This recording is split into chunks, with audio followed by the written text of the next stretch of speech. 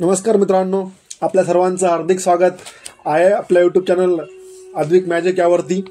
तर मित्रांनो, आपण ही कर्णाची गाथा सुरू केलेली आहे.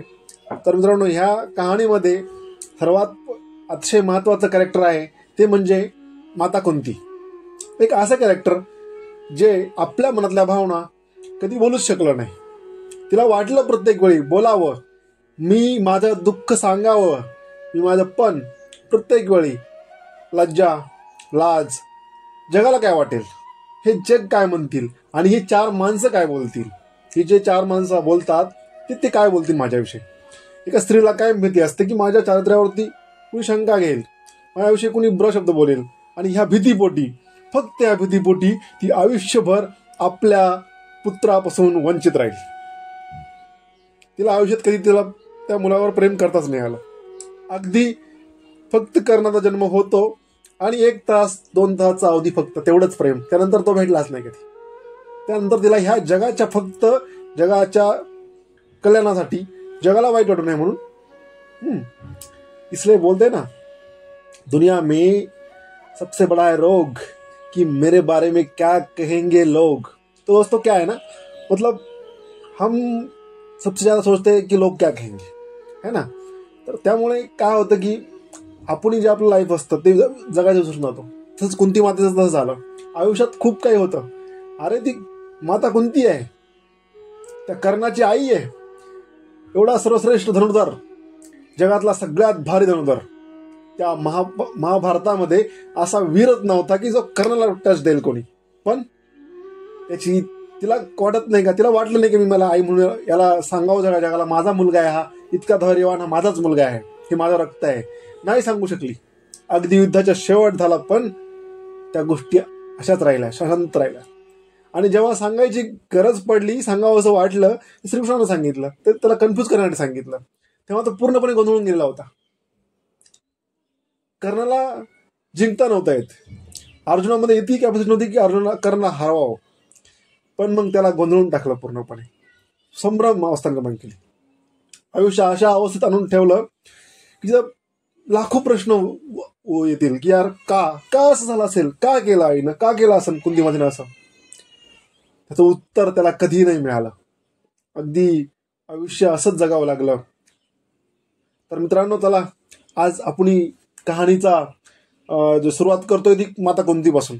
कारण आतापर्यंत कुंती मातेविषयी आपण बोललेलो नव्हतो. आता कुंती मातेला काय वाटतं, अगदी बारीक बारीक गोष्टींकडे आपण अगदी बारीक बारीक लक्ष देऊन आपण प्रत्येक गोष्टीकडे लक्ष असतो. आपली स्टोरी म्हणजे काय असतं मित्रांनो, जे आधी आतापर्यंत कुणाला माहितच नसतं ते आपण सगळं अभ्यास करून बोलत असतो मित्रांनो. ठीक आहे, तर आपली सुरुवात आपण माता कुंतीपासून करूया मित्रांनो. माता कुंतीची अवस्था काय होती त्या दिवशी, ज्या दिवशी हा कर्ण जन्माला आला. सूर्यपुत्र कर्ण हा सूर्याचा अंश आहे, पण तो पोटात वाढला कोणाच्या, तर माता कुंतीच्या. तर चला आता माता कुंती बोलते. ही धात्री विचारते आहे, महाराणी तुम्ही एवढ्या उदास का. तिची सेविका असतात भरपूर तिथे, ती धात्री नावाची सेविका तिला विचारते, माता महाराणी तुम्ही उदास का. कोणत्या शब्दात तिला मी सांगू मी उदास का. किती झंझावाती वळण घेत आला आहे माझं आयुष्य. काय येतो आहे या वळणांचा. कोण फिरवित माणसाला या चाकोरीतून. कुणाच्या हातात असतात ही सगळी सूत्र. म्हणून म्हणजे नीतीनं आपल्या संकेतांच्या कंठबंधनांनी जखडून टाकलेलं जनावरच नाही का. आज मी या राजवाड्याच्या सौदावर उभी आहे. माझ्या भोवती वैभवानं भरलेला राजवाडा आहे. माझ्या प्रत्येक शब्द झेलण्यासाठी पावलं पावली तत्पर दासी उभे आहेत. सगळं हस्तिनापूर मला राजमाता म्हणून माझ्या चरणावर आदरानं मस्तक ठेवित आहे. युधिष्ठिरासारखा सालस, भीमासारखा बलवान आणि अर्जुनासारखा लोकप्रिय मुलगा असल्यावर दुःखाचं काय कारण आहे. कुठल्याही स्त्रीची जीवनाबद्दलची अपेक्षा यापेक्षा अधिक काय ते करणं असणार. पण एक गोष्ट मी ऑब्झर्व केली मित्रांनो, स्त्रीला समजणं खूप अवघड आहे. तिच्या आयुष्यात नक्की काय चालतं, तिच्या आयुष्यात एक वादळ चालू असतं, ते ती कधीच कोणाला सांगू शकत नाही. हे प्रत्येक स्त्रीचं असतं. असं काय असतं की सर्व तिला चांगला मुलगा मिळाला, चांगला नवरा मिळाला, पैसे मिळाले तर ती स्त्री सुखी आहे, असं अजिबात नसतं. प्रत्येकाची पाहण्याचा दृष्टिकोन, सुखाची कल्पना प्रत्येकाची वेगळी असते आणि त्यात ती दुःखी असते. ती कोणाला सांगू शकत नाही. आता बाहेरून सर्वांना वाटतं नवरा चांगला आहे, सर्व चांगलं आहे, पैसा पाणी आहे, पण तिला आतून कधी कोणी विचारत नाही ती सुखी आहे का ऍक्च्युअलमध्ये. असं होतं, अगदी महाभारतापासून ते लागू होते त्या गोष्टी, आताही तशाच आहे, काही बदल नाही आला इतका. स्त्रीची व्यथा तशीच आहे, तिला मनातल्या गोष्टी नाहीच बोलतायत, ती नाहीच सांगत मनातलं दुःख. तिचं असं कोणी नसतंच, हवा असणार तिथे एक, म्हणजे तिला कोणतरी एक मित्र हवा असतो, तो नाही मिळत. ह्या समाजाच्या चाकोरीबद्ध जीवनातून तिला बाहेर जाताना तिला तो नाही मिळत, ती बोलू शकत नाही. हा समाज, ही 4 लोक तिला कधी त्या बाहेर ह्या चौकटीतून तिला बाहेर येऊन देत नाही. मग ती दबलेलीच असते कायम, तिला तिच्या मनात जे असतं ते कधी बाहेर येत नसतं. त्यामुळे ती अवस्था तेव्हाही कायमच होती. आज इतके वर्ष, हजारो वर्ष होऊन गेले, पण तसं आहे त्यात काही बदल नाही झालेला. काही लोक अपवाद असतीलही, पण 90% अजून तशीच अवस्था आहे. तर त्याला मित्रांनो, आज जी अवस्था राजमाता कुंतीची होती ती कोणाला सांगून बोलू शकत. खूप अवघड अवस्था होती, खूप अवघड. ती राजमाता आहे, दासीला वाटत ही किती तिच्या आयुष्यात किती सुख आहे, ही किती मस्त आहे, पण तिचं दुःख ह्या जगातल्या कुठल्याही स्त्रीला येऊ नये असं खतरनाक दुःख तिच्या आयुष्यात आलं होतं आज. तर मित्रांनो, तिला मुलं होती, सर्व गोष्टी होत्या, अर्जुनासारखा लोकप्रिय मुलगाही होता. अशा जीवनाचा कोण अभिमान बाळगणार नाही.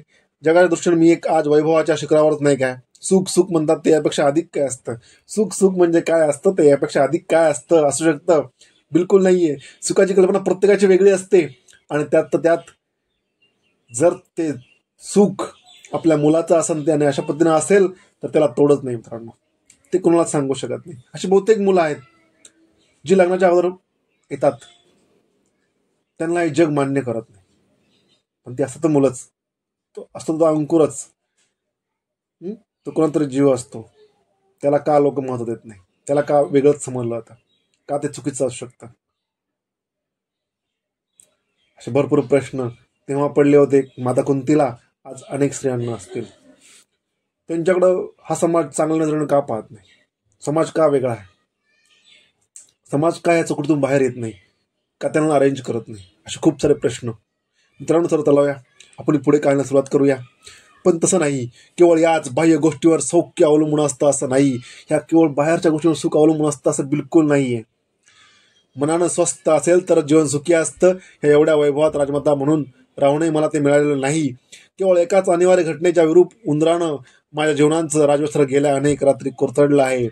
जेव्हा जेव्हा मी या सौधावर अशी उभी राहून त्या राजवाड्याचं समोरचं भव्य महाद्वार पाहते, तेव्हा तेव्हा माझं मन वावटळीत सापडलेल्या वाळक्या पानासारखं भरकटत असं दूर कुठेतरी उडून गेलं जातं. गेल्या 4 तपांच्या प्रवासांची भ्रमंती करून मग ते देहांच्या पिंजरात येतं.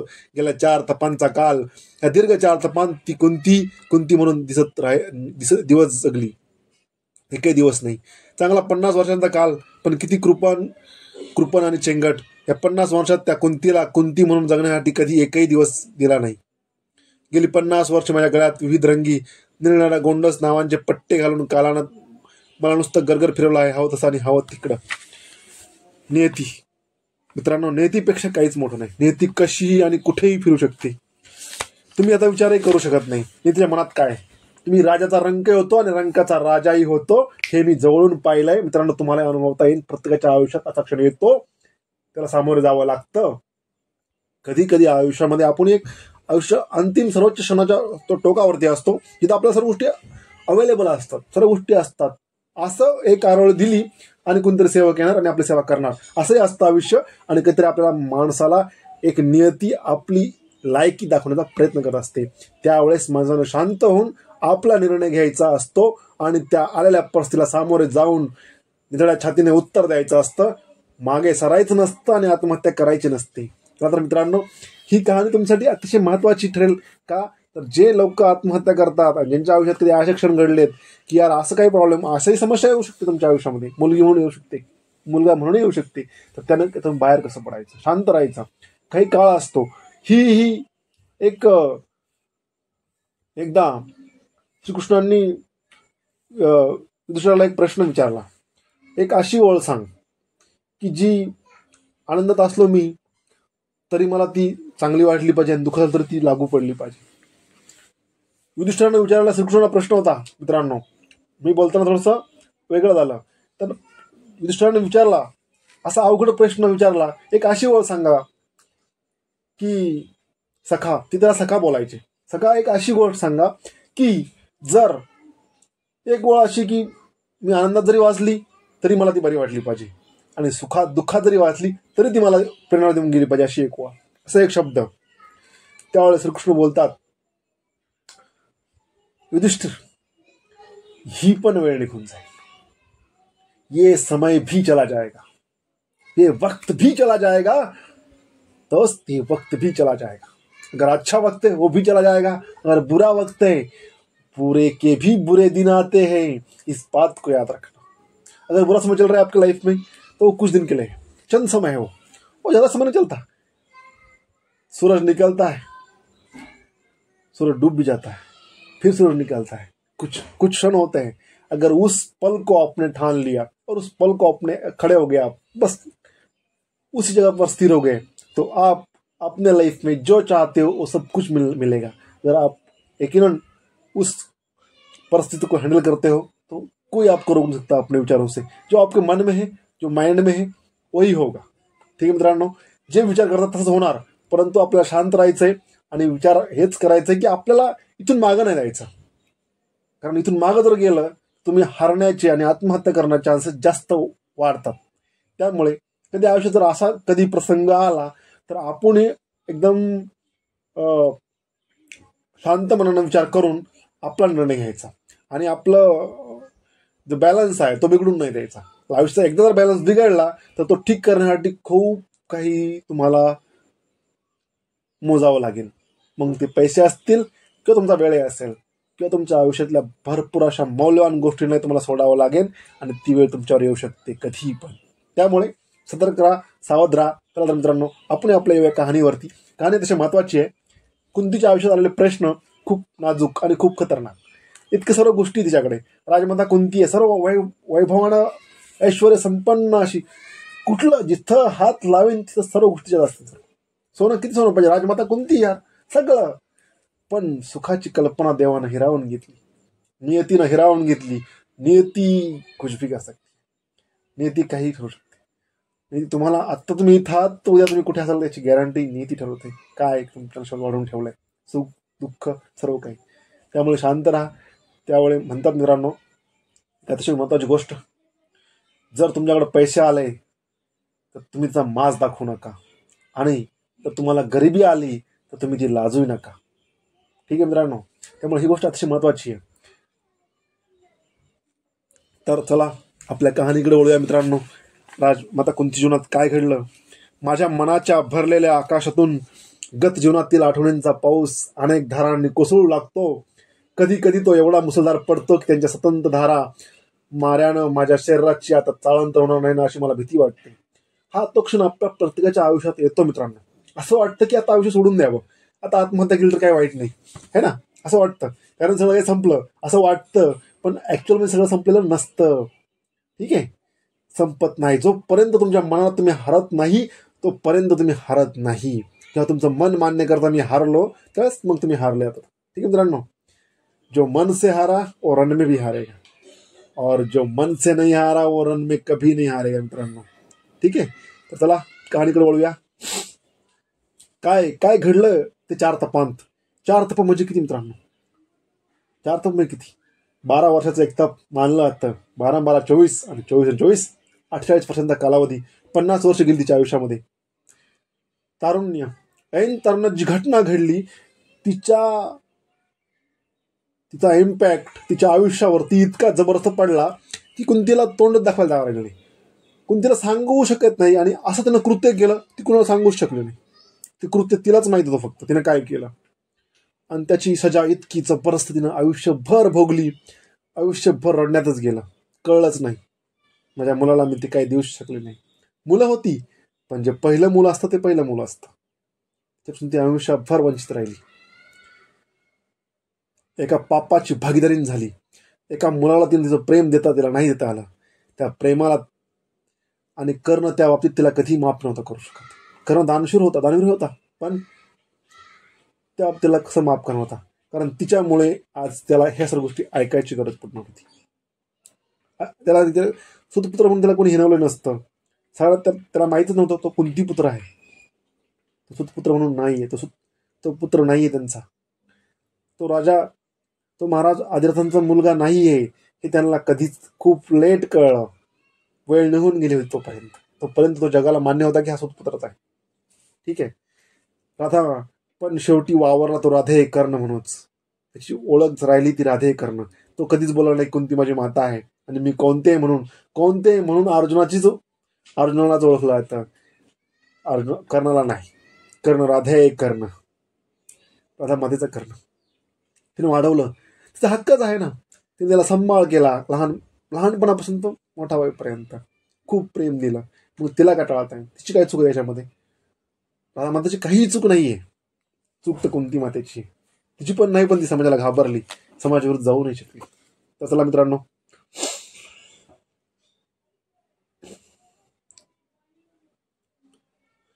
एकीची दुसरीशी थोडी सुद्धा कुठेही तुलना होत नाही. एकीची दुसरी थोडं सुद्धा साम्य नाही. या 3 कुंती भिन्न आहेत. कधी कधी त्या एकमेकांकडे टक लावून पाहतात. अनोळखसारखं एकमेकांना विचारतात, तू कोण तू कोण ग? कुंतीची अवस्था खरंच वाईट खूप. या सौदाबरोबर राहिलं की दूर गंगा दिसते. तिचं ते वळणदार पात्र पाहिलं की मला मथुरेची आठवण येते, माझ्या बालपणाची आठवण येते. तिथं यमुने काठी मथुरेत माझं बालपण गेलं. हो, अक्षरशः गेलंच. तोंडातून एकदा बाहेर पडलेल्या शब्दांसारखं ते कधीच परतून माझ्याकडे आलं नाही. त्याच्या स्मृती मात्र अजूनही माझ्या मनावर आहेत, तशाच कोरलेल्या आहेत मित्रांनो. माता कुंती म्हणजे कोण मित्रांनो? श्रीकृष्णांचे वडील वसुदेव, त्यांची बहीण कुंती. ठीक आहे मित्रांनो. म्हणजे नात्यानं ही श्रीकृष्णाची आत्या लागते. ठीक आहे, त्याला बुवा म्हणतात हिंदीमध्ये. ती नात्यानं आत्या लागते. त्यामुळे हे सगळे आते भाऊ आहेत. हे सर्व अर्जुन वगैरे हे सर्व श्रीकृष्णाचे आते भाऊ आहेत. ठीक आहे मित्रांनो. चला, आज आपल्या कहाणीमध्ये ही जी कहाणी आहे मित्रांनो, आपल्या यात अवांतर बोलणं गरजेचं पडत आहे. कारण का ते आपल्या जीवनाशी रिलेटेड आहे म्हणून. ठीक आहे. त्यामुळे ही कहाणी तुम्हाला भरपूर काही शिकण्याजोगी आहेत. तुम्हाला काही घेण्याजोगं आहे या कहाणीमधून. ही कहाणी तुमच्या आयुष्यात प्रेरणादायक ठरलंच, परंतु तुम्हाला जेव्हा तुम्ही कधी आयुष्यात फसाल आणि यार ही कहाणी ऐकाल, तेव्हा तुम्हाला हे कळेल की आपणही चुकतोय कुठेतरी. आपण जे कुंती मातेनं केलं तर तसं आपण न करता आपण बोललं पाहिजे. आणि जर अशी काही चूक आपल्याकडनं घडली तर आपण ती एस्केप करून तिला सर्वांसमोर सांगितलं पाहिजे. समाज कुठला आहे? समाज किती दिवस? 4 दिवस. बोलणं 4 दिवस. शेवटी आयुष्य तुमचं आहे. तुम्हाला निर्णय घ्यायचा आहे ना काय करायचं काय नाही. समाज तर बोलणारच आहे. समाज तर असाही बोलणार आहे. तुम्हाला ती गाढवाची स्टोरी माहित असेल. गाढव व्यापारी लोकांचं काय चालवणं देत नाही. लोक जर तुम्ही खाली चालले, तुम्ही यार कसे माणसं आहात, तुमच्याकडे घोडा आहे तुम्ही चालले नाही, तुमच्याकडे गाढव आहे तुम्ही गाडावर बसून नाही चालले. तो व्यापारी बसतो, अरे कसा माणूस आहे, वडिलांना घोड्यावर ते गाडावर बसवलं आणि तू मात्र चालत चाललाय.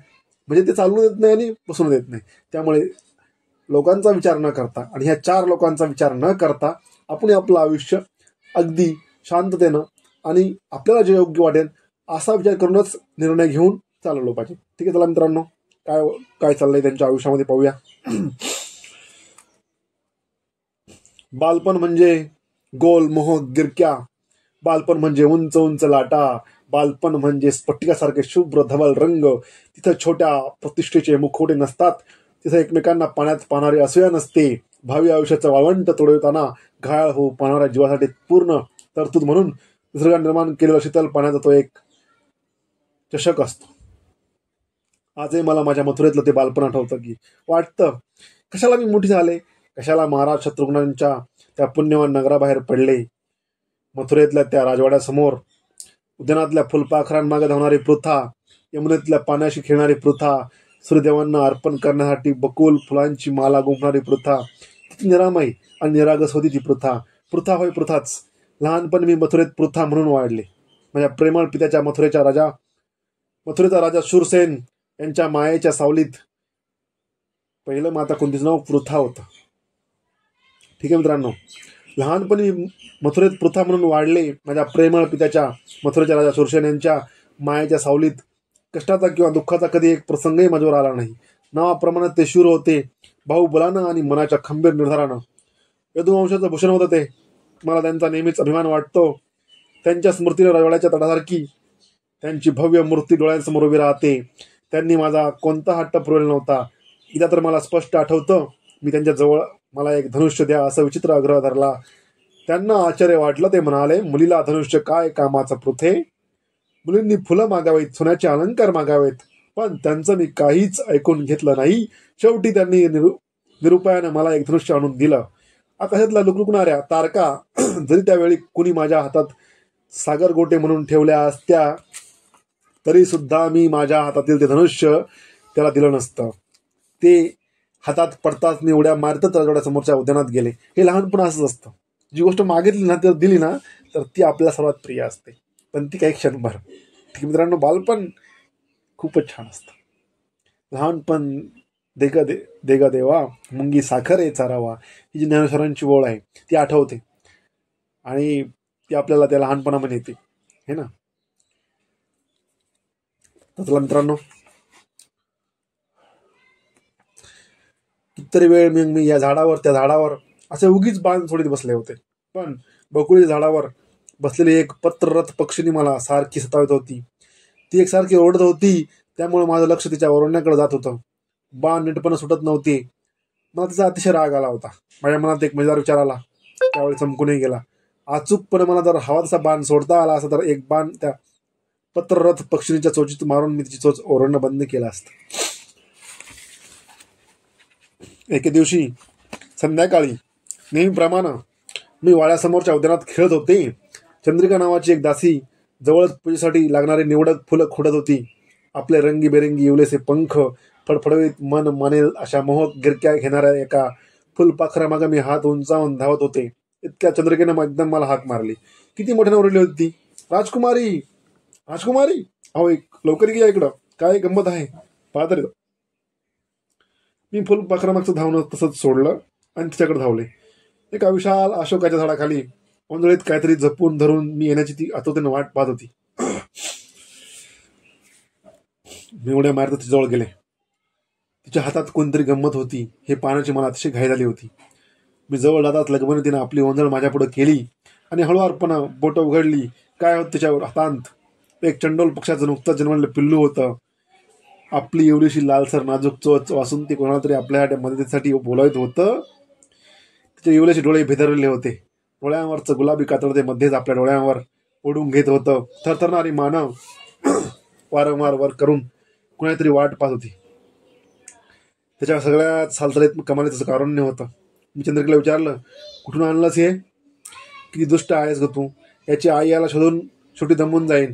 मला ही असली गंमत मुळीच आवडत नाही. जा सोडून दे त्याला. मला तो अचानक अवतार पाहून ते सगळा उत्साह क्षणात मावळा. ती घाबरली. चाचत तिनं पुन्हा खुलासा केला, मी मुद्दाम नाही आणलं ते राजकुमारी. या हिरवळीवरती आपलंच पडलेलं होतं. असं अशोकावरचं त्याचं घरटं असावं. मी पानांच्या घरून त्याचं घरटं दिसत का ते पाहू लागले, पण घरट्याचा काही पत्ताच नव्हता. काय करावं मला सुचेना. ते पिल्लू तर एकसारखं आपली मान उंचावत होतं. मला एकदम ततांची आठवण झाली. झरकन मी वळले आणि वाड्याकडे घुम ठोकली. वाड्याच्या 3 पायदंड्या मी त्यावेळी एकदम ओलांडल्या. मला अजूनही स्पष्टपणे आठवतं, बाबा नुकतेच भोजपूर नगरीहून आले होते. अंगावरची वस्त्र सुद्धा त्यांनी बदललेली नव्हती. त्यांच्या शेजारीच कोणीतरी पाहुणे उभे होते. ते माझ्याकडे टकलावून पाहू लागले. त्यांना पाहिल्यावरती माझा उत्साह जरा मावळला, पण त्यांनीच मला काहीतरी सांगायचं आहे अचूक ओळखलं. ते म्हणाले, पृथे लाजू नकोस, मी कुणी परका नाही. मी कुंती भोज, तुझ्या पित्याचा आते भाऊ, अगं तुझा काका. मला थोडासा धीर आला. पुढे होत ततांच्या ओटांना धरून ओढत मी म्हणाले, तात जरा उद्यानात चला पाहू. माझं काम आहे तुमच्याकडे, मात्र काहीतरी महत्वाचं काम आहे असं त्यांना वाटलं. ते माझ्या खांद्यावर हात टाकत पाहुण्यांकडं पाहून म्हणाले, चल कुंती भोजा, काय म्हणते ती पाहू. आम्ही तिघांना आपल्याकडे येताना पाहून चंद्रिकेची मात्र गाळण उडाली. हातातील फुलांची परडी आणि ओंजळीतील ते पिल्लू, यामुळे उत्तरे कसं सावरावं हे तिला समजेना. ती अपराधासारखी खाली मान घालून तशीच गप्प उभी राहिली. आम्ही त्या अशोक खाली आलो. मी चंद्रिकेच्या हातातील ती पिल्लू हळूच माझ्या हातात घेतलं. त्याचा तो उबदार स्पर्श अजूनही माझ्या लक्षात आहे. ताताना ते दाखवत मी म्हटलं, याचं घरटं या झाडावरच आहे, पण ते चुकून खाली पडलंय. याची आई याला आपल्या घरट्यात शोधत असेल. याला आत्ता घरट्यात पोचवा. माझ्याकडे कौतुकानं पाहत ते म्हणाले, आईला नको काय पोराची काळजी, पोराला एक टाकून ती कशाला लांब जायचं, त्यासाठीच चारा आणायला गेली असेल ती, मी म्हणाले. त्या माझ्याकडे पाहून हसले. इकडं तिकडे कोणी सेवक दिसतो का ते पाहून म्हणाले. उद्यानात कोणीच नव्हतं. एव्हाना हळूहळू अंधार पडायला सुरुवात झाली होती. माझ्या हातांतील ते पिल्लू एकसारखं वळवळत होतं. कुणाच्या तरी पंखांच्या उभे जायला ते फार असुसलं होतं. मला ते असह्य झालं. मी रडवल्या स्वरात म्हणाले, आता आटपा ना लवकर, हे बघा कसं करतंय. माझा रडवला आवाज त्यांनी ओळखला. ते म्हणाले, आणि आणते इकडं. सकाळी त्याला आपण त्याच्या घरट्यात पोहोचू. सकाळपर्यंत आपल्या आईशिवाय जगेल तरी कसं, आताच पोचवा त्याला. माझ्याजवळ येत समजा ते म्हणाले, असं काय करतो वेळेसारखं पृथू, इथं कोणीच सेवक नाही या घडीला. आता त्याला त्या कसं घरट्यात पोहोचवता येईल. तू तुझ्या मऊ मऊ शेट ठेव, आजच्या रात्र त्याला दाना पाणी घाल, सकाळी आपण त्याला त्याच्या घरट्यात घालू. तुम्ही इथं असताना सेवक कशाला पाहिजे आहे. याला तर आत्ताच्या आत्ता घरी पोचवलं नाही तर मी वाड्यावर येणार नाही. याला घेऊन अशीच त्या अशोक खाली बसेन रात्रभर तांत. कुंती भोजांना म्हणाले, कसं समजा तुझ्या पोरीला फार हट्टी आहे. ते म्हणाले, शूरसेना, तू मथुरेचा राजा असला तरी त्याचं ह्या निरगस पोरीला काय, ती तुझ्या पुढं असाच हट्ट करणार.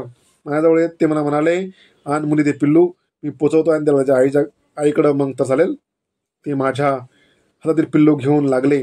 एवढ्यात बाबा पुढे आले. माझ्या हातातून ते पिल्लू हळुवारपणं आपल्या हातात घेत म्हणाले, कुंती भोजा, तू अभ्यागत म्हणून आला आहेस.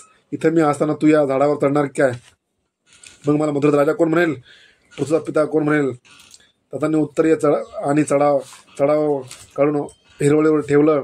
झपाझप पावलं उजळीत ते अशोकाच्या बुंद्याजवळ गेले. खारोटीसारखे ते वर चढले. थोड्या अवकाशानं ते वरून ओरडले, सापडलं पोरी घरटं सापडलं. पिल्लू घरट्यात ठेवून ते खाली उतरू लागले. मी आनंदानं खाली टाळ्या पिटू लागले. त्या दिवशी किती अभिमान वाटला माझ्या पित्याचा. तातांनी सांगितलेला कोणताच शब्द कधीही मोडायचा नाही असा निर्धार करून मी करून टाकला. शेवटी अगदी खाली येतात त्यांनी पटकन उडी मारली. तशी माझ्या मनातही शंकेच्या एका वेडकुळीनं उडी मारली. पुढं होतं मी ते त्यांच्या हात करून त्यांना लगबेने विचारलं, पण ते त्या पिल्लाचं घरटं होतं ना. माझ्या खांद्यावर हात ठेवते म्हणाले, वेडे, एवढंही समजत नाही काय मला. त्या घरट्यात तसलीच आणखीच्या 5 पिल्लं होती की. दुसऱ्या संध्याकाळी आम्ही परत राजवाड्यात आलो. शूरसेन, गोड आहे तुझी मुलगी. भोज पूर्ण करून अभ्यागत म्हणून आलेले महाराज कुंतीभोज माझ्या मस्तकावरून ममतेनं हात फिरवीत का बाबांना म्हणाले. ते रात्री स्वप्नात मला ते पिल्लूच एकसारखं दिसत होतं. दुसऱ्या दिवशी तात आणि महाराज कुंतीभोज परत भोज पूर्ण जाण्यासाठी रथात बसले.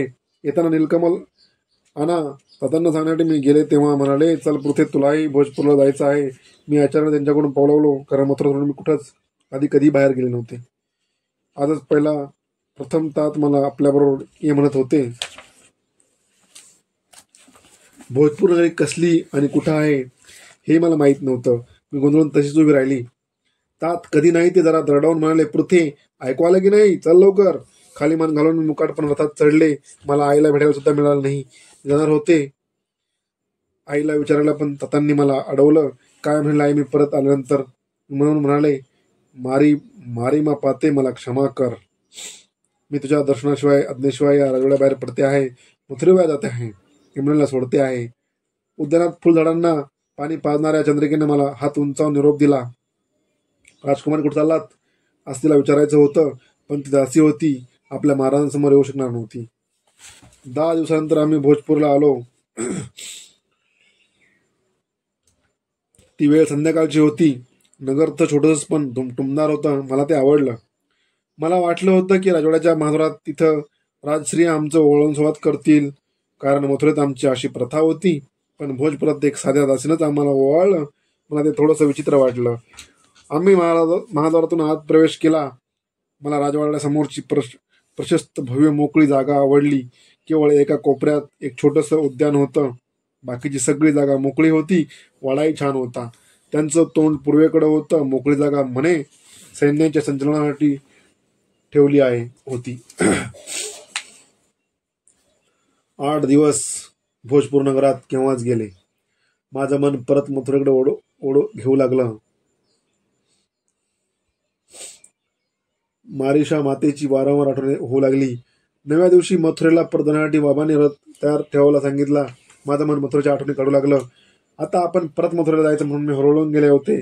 पण मन त्यानंतर पुन्हा मी कधीच मथुरेला गेले नाही. इच्छा सुद्धा ते मला कधीच शक्य झालं नाही. त्या दिवशी रथात बसण्यापूर्वी बाबांनी मला जवळ बोलावलं. महाराज कुंती भोज तिघच होते. त्यांच्याकडे बोटामध्ये म्हणाले, पृथे, आता तुला इथंच राहायचं आहे. हेच तुझे माता आणि हेच तुझे पिता. मला त्यांच्या बोलण्याचा अर्थ नीट समजला नाही. भयान अरण्यात एखाद्या लहान मुलीला तो झोपेत असताना कोणतरी नेऊन सोडलं तर त्याला कसं वाटेल असं मला वाटू लागलं. इथं माझी कोणाची ओळखही नव्हती. त्या भोजपुरात उभं राहून मला मथुरा कुठीकडे आहे असं जर कुणी विचारलं असतं तर ते मला सुद्धा तेवढं पण नसतं कळलं. माझी तिथे चेष्टा करत नाही ना. माझं बालमन क्षणात भीती आणि शंका यांनी घुसमटून गेलं. मी इथं का राहायचं? मी त्यांना आवडत नसेल तर त्यांनी मला मथुरेत नेऊन कुठेही सोडावं. मी तिथं राहीन, पण इथं या नगरात मी एकटी कशी राहणार? वडील माणसुद्धा कधी कधी इतकी निर्दयी होतात की काय. माझ्यासाठी धनुष्य आणणारे, मला पृथू पृथू म्हणून प्रेमानं नेहमी जवळ घेणारे, माझ्या शब्दासाठी खारोटीसारखे झाडावर चढणारे, त्यात फसवे आणि खोटे होते काय की मी हट्टी आहे म्हणून मला आदर करण्यासाठी त्यांनी हा जगावेगळा कठोर निर्णय स्वीकारला होता. मी कळवळून त्यांना विचारलं, का तात? मी इथं का राहायचं? कशासाठी? मी तुम्हाला आवडत का नाही? असं असेल तर मथुरेत नेऊन कुठेही सोडा. मी कधी कधी पुन्हा हात धरणार नाही. तसं नाही पृथू, तुम्हाला आवडतं सगळं, पण या कुंतीभोजाला, माझ्या अतिभावाला मी वचन दिलं आहे. त्यांचा आवाज घोर झाला होता. माझा खांदा थोपडीत ते बोलत होते. त्यांचा कंठ दाटलेला मी आज प्रथमच पाहत होते. शंका कुशंकांनी माझं बालपण घायाळ झालं. आता काय बोलणार? काय ऐकवणार? वचन कसलं वचन? कुणाला दिलं आहे आता वचन? शब्द दिला आहे आणि वचन म्हणजे तरी काय? गोंधळून विचारलं, कसलं वचन? ऐक. घोगऱ्यासुरात ते म्हणाले, 12 वर्षापूर्वी मी आणि कुंती भोज या भोजपुराजवळ अरण्यात मृगेसाठी गेलो होतो. त्या दिवशी निषाद पर्वताच्या अरण्यात आम्ही पुष्कळ भटकलो आणि मृगेसाठी काहीच मिळालं नाही. दमून भागून शेवटी तसेच परत यायला निघालो. नगराबाहेरच्या अश्व नदीवर पाणी पिऊन त्याच्या काठावरच्या गर्द आणि डेरदार अशा विशाल वृक्षाखाली आम्ही विश्रांतीसाठी बसलो. त्या दिवशी कुंती भोज फारच नाराज होता. मला वाटलं तो मृगया झाली नाही म्हणून नाराज असेल, म्हणून मी त्याला म्हणालोही, कुंती भोजा तू नाराज का? तो माझ्याकडे नुसताच पाहत राहिला. त्याचा हात घेऊन मी त्याला असताना विचारलं, राजा बोल. बोलल्यानंच मनाची दुःख हलकी होतात. तो म्हणाला, शूरसेना, आज आपण मृगासाठी बाहेर पडलो, पण माणूस म्हणजेच देवाची मृगया नाही काय? मला तर या माझ्या निपुत्रिक जीवनाची उबग आली आहे. मुलाशिवाय संपत्ती म्हणजे सूर्याशिवाय आकाश. हे भयाचं संपन्न असं राज्य सेनापती स्वाधीन करून दूर हिमालयात निघून जावं असं मला वाटतं. माझ्या हातातील हात दाखवून मी म्हणालो, एवढंच ना राजा कुंती भोजा? मी शूरसेन मथुरेचा यादवराजा तुला सांगतो आहे की मला होणारं पहिलं आपत्य मी तुझ्या स्वाधीन करेन. मी क्षत्रियानं राज्य सोडून जाण्याची भाषा कधीच बोलू नये. त्याने मला त्यावेळी आनंदाने मिठी मारली. आम्ही आश्वनदीवरून नगरात आलो. थोडे दिवस त्या वेळी नगरात राहून मी मथुरेला गेलो. त्याच वर्षी तुझा जन्म झाला. पृथे तोच हा माझा आतेभाऊ राजा कुंती भोज. मुली, माझा शब्द पाळला पाहिजे. तुला तुझा धर्म पाळला पाहिजे. मी माझ्या किलकिल्या डोळ्यांनी त्या दोघांच्याकडे पाहत होते. मला त्यांच्या बोलण्यात वचन हा शब्द कुठंच ऐकू आला नव्हता. म्हणून विचारलं, वचन म्हणजे काय? झरकन ते म्हणाले, वचन म्हणजे दिलेला शब्द पाळणं. पोरी, मी तुला देईन असा या कुंती भोजाला शब्द दिला आहे. त्यांचे डोळे डबडबून आले होते. पहाड पाजत होता. माझ्यासाठी अशोक वृक्षावर सरसर चढणार तात वचन पुढसाठी डोळ्यांवाटे अश्रू काढत होते. त्या दिवशी अशोक खाली मी ठरवून टाकलं होतं की त्यांचा कोणता शब्द कधी मोडायचा नाही. माझ्यासाठी त्यांनी रडवेलं व्हावं. स्वतःला सावरून मी पुढे होऊन म्हणाले, तात तुम्ही सांगत असाल तर मी इथंच राहील, पण तुम्ही रडू नका, शोक करू नका. पुढे होऊन त्यांनी मला आपल्या छातीशी कवटाळलं. त्यांचं भरदार पिल्लू शरीर पिंपळ वृक्ष थरथरत होतं. महाराज कुंती भोजांना ते म्हणाले, राजा, जीवाच्या मायानं जपलेली ही देणगी सांभाळ. हिच्या मातेला मी हिला घेऊन परस्पर आलो आहे माहित होतं नाही. ते आधी समजलं असतं तर तिने तिला मथुरेहून कधीच सोडलं नसतं. मारीशा मातेच्या आठवणीने मला गलबलून गेलं. मला असंच सोडून झटकन त्यांनी कमरेचं खडक मनातून काढलं. त्यांचं धारदार पात चमकलं. आपल्या उजव्या हाताच्या भरीव अंगठा त्या धारेवर त्यांनी ओढला. रक्ताची एक लाल भडक रेषा त्यांच्या भरगत अंगठ्यावर रोषणात उभी राहिली. ती त्यांनी माझ्या कपाळाला लावली. तिचा तो गरम स्पर्श अजूनही माझ्या लक्षात आहे. खडक मेनात ठेवून माझा चेहरा उंजळीत घेऊन ते म्हणाले, लक्षात ठेव पृथे, तू या क्षत्रिय राजाची मुलगी आहेस, ते कधी विसरू नकोस. विसरणार नाही बाळ. वाकून त्यांनी माझ्या मस्तकाचं एक दीर्घ उघराण गेलं. त्यांनी लावलेला रक्ताचा टिळा त्यांच्या ओठांनी पुसरला गेला. त्यांच्या डोळ्यातून अश्रुबिंदू हळगून वाढीत धाडीत मिसळले. धडकन ते वळले, धपधप चालत रथात चढले. हातातील आसोळाचे त्यांनी घोड्यावर सभासभ कोरडे ओढले. रथ उधळला, धूळ उडू लागली. माझं छोटं मन बावरलं. हात उंचावून पुढं होत मी ओरडले, बाबा थांबा. महाराज कुंतीबाईंनी पुढं होत मला आवरलं. ते म्हणाले, मुली क्षत्रिय एकदा निघाले की निघाले, कधी मान फिरून मागं पळत पाहायचं नसतं. मी खाली मान घालून म्हणाले, मला बरोबर न्यावं म्हणून काही मी त्यांना थांबवत नव्हते. माझ्या आईसाठी माझी ही आठवण तरी त्यांच्या बरोबर दिली असती. मी आईला भेटले तर नव्हते. हातातील अंगठी मी त्यांच्या समोर धरली. ती पाहतच ते गप्प बसले. थोड्या वेळानंतर म्हणाले, आण मुली ती अंगठी, मी ती पोचती करतो. नुसती अंगठीच नाही तर तुलाही. राजा सुरसेनानं आपलं वचन पुरं केलं आणि म्हणते, पण त्यानं आज माझी परीक्षा घ्यायचं ठरवलं होतं. मी त्याला दाखवून देईन की भोजपूरचा कुंती भोज काही एवढा निर्दय नाही. त्यांचे डोळे वेगळ्याच तेजाने चमकू लागले. त्यांनी टाळे वाजवत एक सेवक समोर आला. त्यांनी ते मला घेऊन दुसऱ्या रथातून सांगताना वाटणार होते. मला क्षणात काय झालं कुणास ठाऊक. खांद्यावरचं उत्तरे मी डोक्यावर घेतलं आणि पुढे होऊन त्यांना वाकून नमस्कार करत म्हणाले, आपली मानस कन्या पृथा आपल्याला वंदन करते येतात. त्यांनी झटकन मला उठविलं. माझ्याकडे पाहत ते भरल्या आहोत म्हणाले, धन्य आहे तो राजा सुरसेन, याने तुझ्यासारख्या निर्गयी कन्याला जन्म दिला. पण तुझं मन इथं कधीच राहणार नाही पोरी. मला मूल नाही, पण मुलांची मला मनं कळतात. धनुष्याचे रंग जाण्याला काही आकाश व्हावं लागतं असं नाही त्यात. हेच आता माझा जन्मग्राम आणि हीच माझी मथुरा.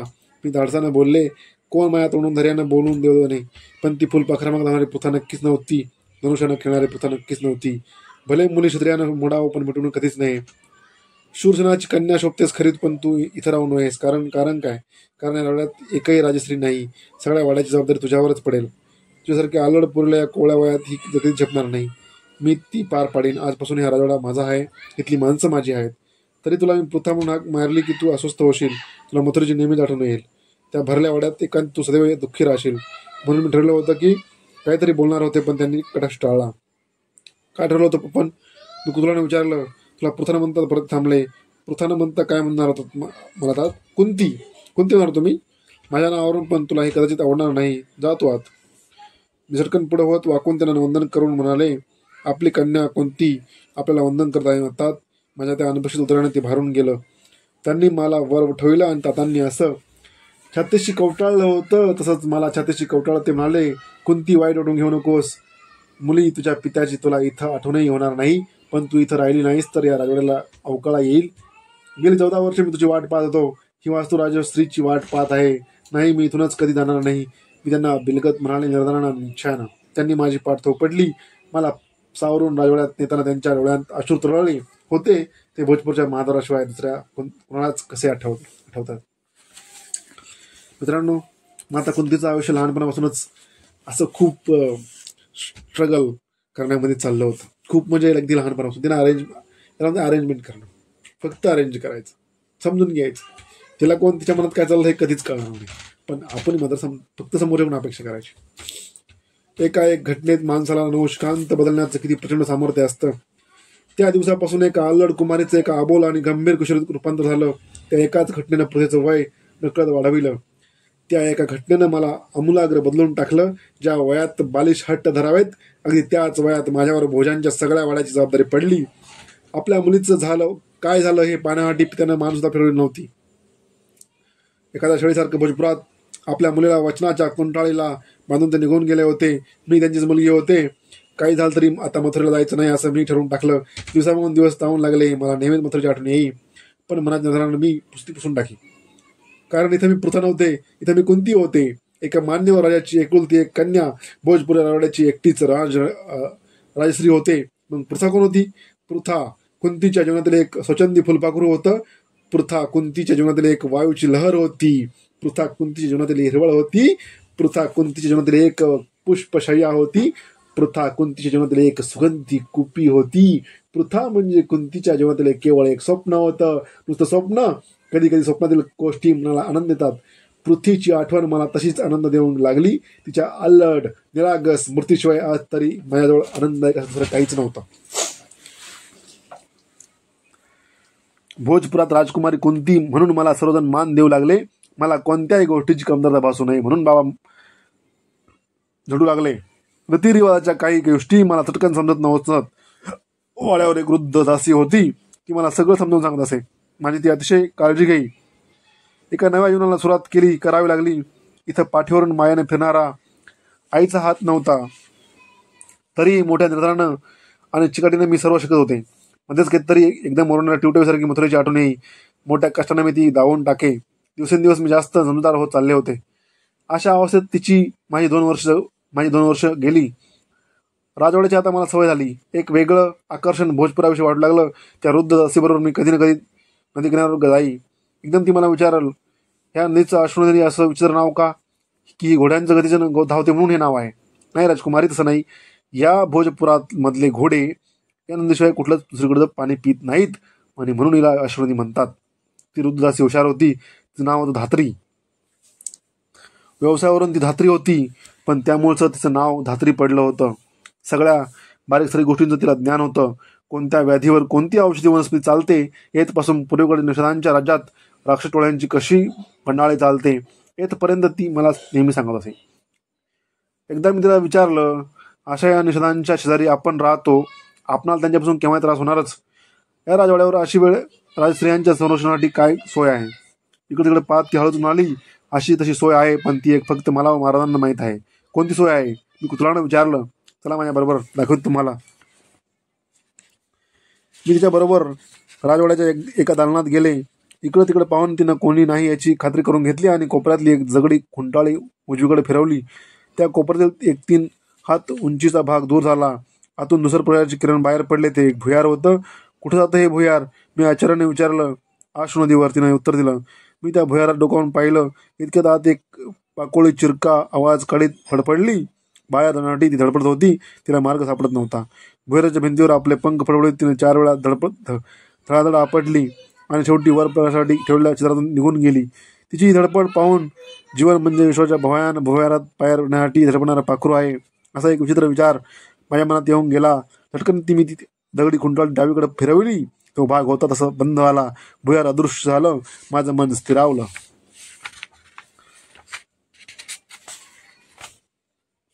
मी धात्री बाबा असेच एकदा महालात बोलत बसलो होतो. इतक्यात एक दूत सैनिक धाबा टाकत महालात आला. श्वास कशास तरी रोखत तो मला म्हणाला, महाराज, पूर्वेकडून निषादांचं सैन्य वाटचाल करीत आहे. आपल्या भोजपुरावर चालून येत आहे. काय म्हणतोस? असाच जा आणि सेनापतींना रणभेरी आणि शंख फुंकायला सांग. शर्मनवतीच्या किनाऱ्या पलीकडे त्याने रोखलं पाहिजे. या भोजपुरात कोणती भोज आहे तोपर्यंत ते राज्य स्वतंत्र राहील. जा बाबा, पटकन उठले. शस्त्रागाराकडे निघून गेले. त्यांच्या चालीत सिंहाची ऐट होती. शरीरात भोजकुलाचं अर्शरण रक्त होतं. क्षणार्धात योद्ध्याचा वेश चढून ते परत आले. नगरात सगळीकडे शंख, दुधंबी, रणभेरी घुमू लागल्या. बाबांचर्या एक वेगळ्या तेजाने चमकू लागली. भोजपुरात सैन्य तयार झालं. सगळीकडे भोजांच्या राजाचा जयकार घुमू लागला. शूर सैनिक स्वातंत्र्यासाठी मारायला तयार झाले. मी धात्रीला पंचारती तयार करायला सांगितलं. युद्धावर जाण्यापूर्वी राजाला ओळवायचं असतं. धात्री आरती घेऊन आली, पण त्यापूर्वीच बाबा बाहेर पडले. राजवाड्याच्या घरातून मी म्हणाले, बाबा मी ओवाळते. ते मागणे फिरत म्हणाले, क्षत्रिय तोंड फिरवल्यावर माग कधीच ओळून पाहत नसतात. मुली विजय होऊन आल्या पित्याला ओवाळ. तोपर्यंत पंचरथी देवालयातल्या कुलदेवतेपुढे तशीच तेवत ठेव. त्यांनी गरुड चिन्हांकित राजध्वज हाती घेतला. पुढचं पाऊल पुढचं टाकीत ते महानगरात गेले आणि रथात बसून क्षणार्धात दिसण्यास झाले. चौकडे महाराज कुंती भुजांचा विजय असो अशी घोषणा घुमू भुजांचं सैन्य निषादांच्या निष्पात करण्यासाठी पेटल्या मनानं धावू लागलं. धुळीचा एक ओलस लोळ दूरवर उठत गेला. आशू नदीच्या पात्राच्या दिशेने थोड्या कालाने विरून गेला. रोज वेगवेगळ्या वार्ता कानावर पडत होत्या. चरमनवी नदीच्या पुढं दोन्ही सैन्यांची गाठ पडली होती. कधी निषादांची सरशी होत तर कधी आमची सरशी होत आहे असं समजतात. सैन्यांची सैन्यात जवळच्या घनदाट अरण्यात आश्रय घेत आहेत. पण भोजपुरात चिवट सैन्यापुढे त्यांचं काहीच चाललं नाही. 10 दिवस त्यांनी वाट पाहिली आणि परत ते विंध्य पर्वताच्या दिशेनं आले तसे माघारी निघून गेले. बाबा यशस्वी झाले. एक दूत वार्ता घेऊन आला. निषादांना पिटाळून महाराज कुंतीभोज परत येत आहेत. सगळं नगर उत्साहानं भरून गेलं. आपल्या शूर राजाचं प्रेमपूर्ण स्वागत करण्यासाठी नगरजन उत्सुक होते. स्त्रियांनी अंगणात सडे शिंपले, गुढ्या तोरणं उभारण्यात आली. आक्रमकांना पिळणाऱ्या कोणत्यातरी वीर राजाचा मनतेला अभिमान वाटणार नाही. अशा राजाचं कोण स्वागत करणार नाही? कोण त्याच्यावर सुवर्ण पुष्पांचा वर्षाव करणार नाही? 15 दिवसानंतर बाबा विजय होऊन परत होते. 15 दिवस कुलदेवतेसमोर शुद्ध इंगुदीचं तेल घालून ठेवलेली पंचारती हातात घेऊन मी राजवाड्याच्या महादारात उभे राहिले. नगराच्या सीमेवरून नगराचा आवाज येत होता. नगरजन घोषणा देत होते, फुलं उधळीत होते. शेवटी आमचं विजयी सैन्य राजवाड्याजवळ आले. सैन्याच्या आघाडीवर एका हत्तीच्या अंबारीत बाबा बसले होते. मावताना हत्ती बसविला. बाबा महादारात उभे राहिले. त्यांचा विजयी डोळ्यांतून आनंदाच्या ज्योती बाहेर पडत होत्या. मान ताट होती. महादारात मी त्यांना ओवाळलं. त्यांनी पाठीवरच्या बाणांच्या भात्यातून एक बाण सरकन खेचून हातात घेतला. त्याचं धारदार टोक त्यांनी आपल्या उजव्या अंगठ्यावर टोचलं. त्यांचा भरगच्च अंगठ्यावर रक्ताचा एक थेंब उभा राहिला. त्याचा टिळा माझ्या मस्तकाला लावून ते म्हणाले, वीरांनी विजयाच्या धुंदीत जगावं आणि वीरकन्यांनी शिलासाठी मरावं. अमृताचे बोल होते. मी भारावून गेले. मला बाबांचा अभिमान वाटला. मी मनोमन फुटफुटले. वीरकन्यांनी शिलासाठी मरावं आणि वीरांनी विजयाच्या धुंदीत जगावं. सगळ्या नगरजनांनी विजयोन्मानानं घोषणा केल्या.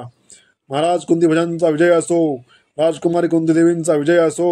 अभिमानानं छाती फुगवीत बाबांनी महादारात पाऊल टाकलं. इतक्यात एक तीक्ष्ण आवाज सगळ्यांची काळज कापीत वाड्याच्या प्रकारात घुमला. विजेच्या कडकडासारखा प्रकाराच्या पाषाणांवरती भीतीनं रोमांच उभे राहावेत असा. राजा, विजयाच्या आनंदाने एवढा उन्मत्त झालास काय? तुझ्या वाड्यासमोर कोण हत्ती उभा आहे याची तुला जाणीव तरी आहे काय? सगळ्या नगरजनांची दृष्ट त्या आवाजानं आपल्याकडे खेचून घेतली. भीतीची एक सनसनीत शिरशिरी तशा वातावरणाच्या अंगात चमकून गेली. आम्ही आवाज दिशेनं पाहिलं. एक लांबच लांब दाढी असलेला जटाधारी कृश आणि उंच असा ऋषी होता तो. त्याचा रंग तामसर होता. सगळं जणू त्याची दृष्टीनं खातांतील बिल्व वृक्षाच्या वक्रदंडानं सहज उलट करता केवळ गवताचं पातं होतं. आपल्या वक्र भुवयाने त्यानं सगळ्या ब्रह्मांडाला एक जबरदस्त विळखा घातला होता. हातातील चकचकीत झळणाऱ्या कमंडलूतून हवेत नाचवीत तो डोळ्यांतून अग्नीचा वर्षाव करीत होता.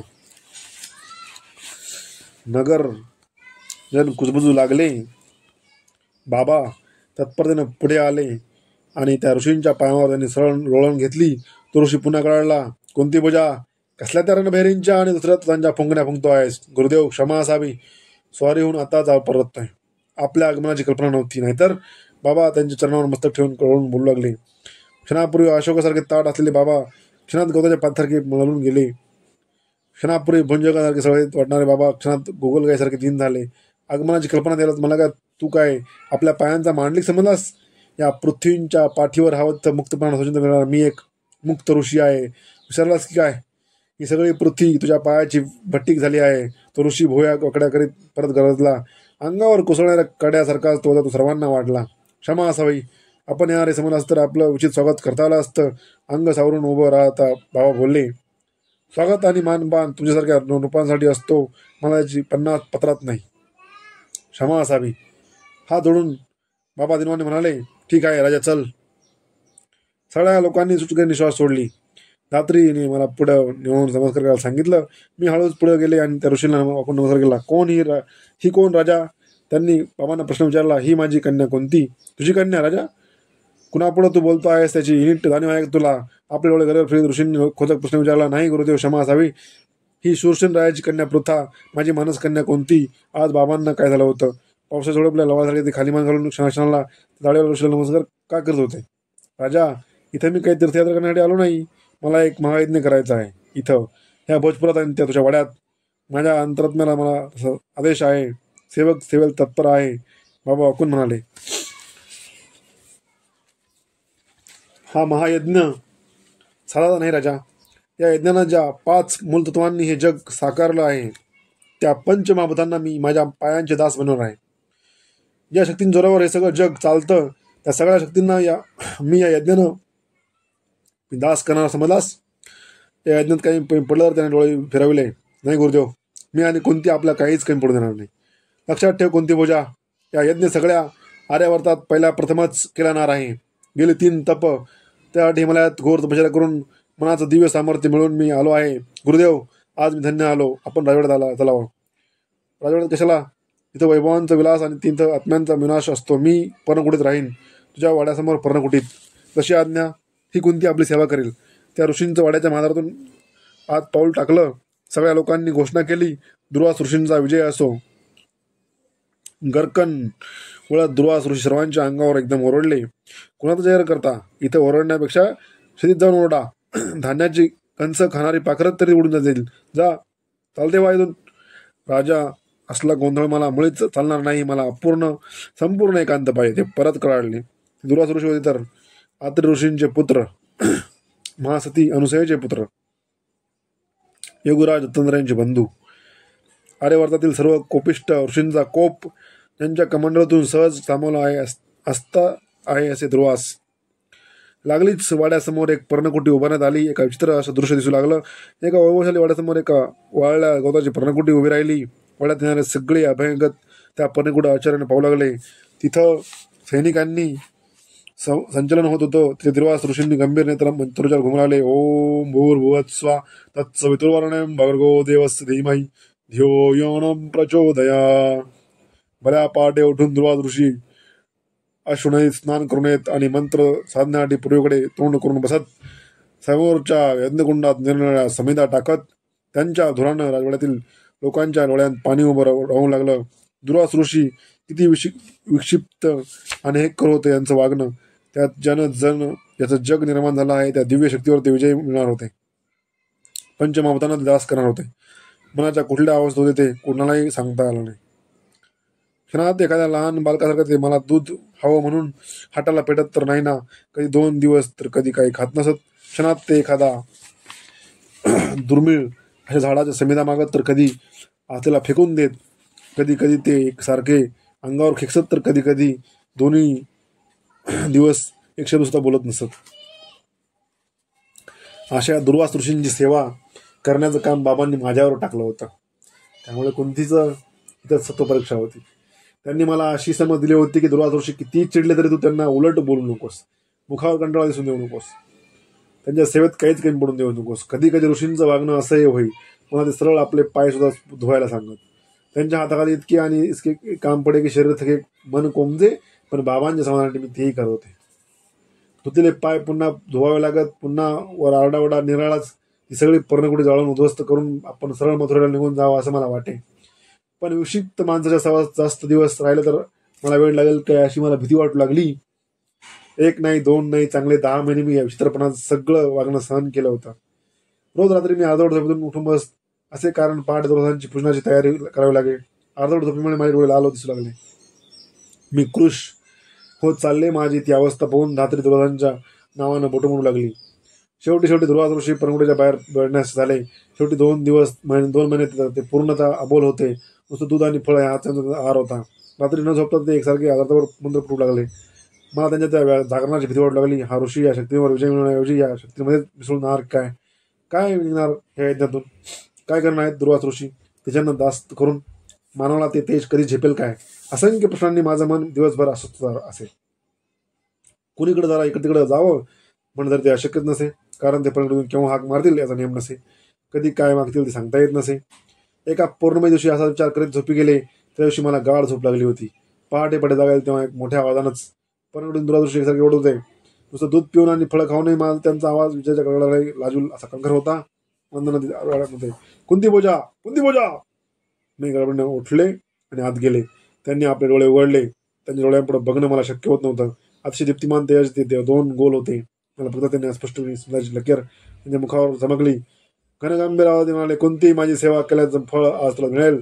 सगळं जग यापुढे तुला वीरांची जननी म्हणून ओळखेल. ए बाईस. मी तशीच उभी राहिली. ते गरजले बाईस. मी त्या यज्ञाच्या वेदीजवळ बसले. त्यांच्या बोलण्याचा काहीच अर्थ कळत नाही. ते म्हणाले, कोणती या विश्वातली पंचमहाभूत आज माझ्या मंत्रांच्या धाग्यांनी मी रथाच्या आश्वासासारखी करकचून बांधून टाकले आहेत. माझा प्रयोग यशस्वी झाला आहे. हे आचमनाचं पाणी घे. पण माझं मन भीतीनं गरगठून गेलं. कोणती तू कुणाकडे उभी आहेस याची कल्पना आहे काय? त्याचे डोळे थरथर कावू लागले. ते उलटून टाकणार होते काय? मी मुस्कुरानं आचमनाचं पाणी घेतलं. ते हळहळा मंत्र म्हणू लागले. ते शब्द मी पूर्वी कधी ऐकले नव्हते तरीही ते कानांवाटे माझ्या मनाच्या पडद्यावर स्पष्टपणे उमटू लागले. ते शब्द ऐकताना मला एक अनुभूत आनंद वाटत होता. शब्द म्हणजे अमृत लहरी होत्या.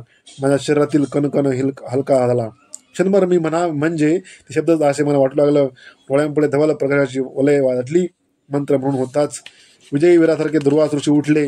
माझ्या मस्तकावर हात ठेवून ते म्हणाले, कोणती या आर्यावर तुझ्यासारखी दुसरी स्त्री होणार नाही. ज्या ज्या शक्तींचं स्मरण करून तू हे मंत्र म्हणशील ती ती शक्ती महान मानवरूपात क्षणात तासासारखी तुझ्या समोर उभी राहील आणि तुझ्या पोटी आपल्यासारखा तेजस्वी पुत्र निर्माण करून निघून जाईल. ही दुर्गाची वाणी आहे, लक्षात ठेवीचा.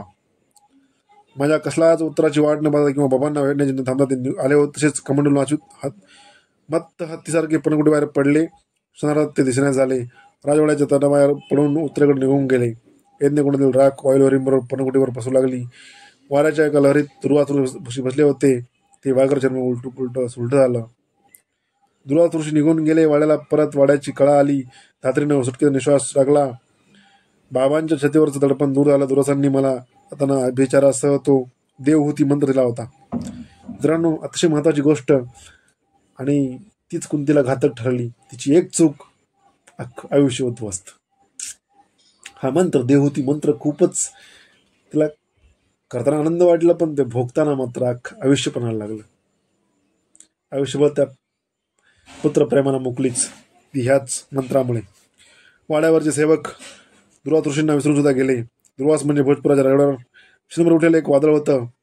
पण ठरलं त्यांचं ते शब्द माझ्या कानात नेहमीच घुमत. तू वीरांची जननी होशील. माझ्या मन त्या शब्दाने लाजून सुरू होई. कधी कधी मी दिवसभर एकही शब्द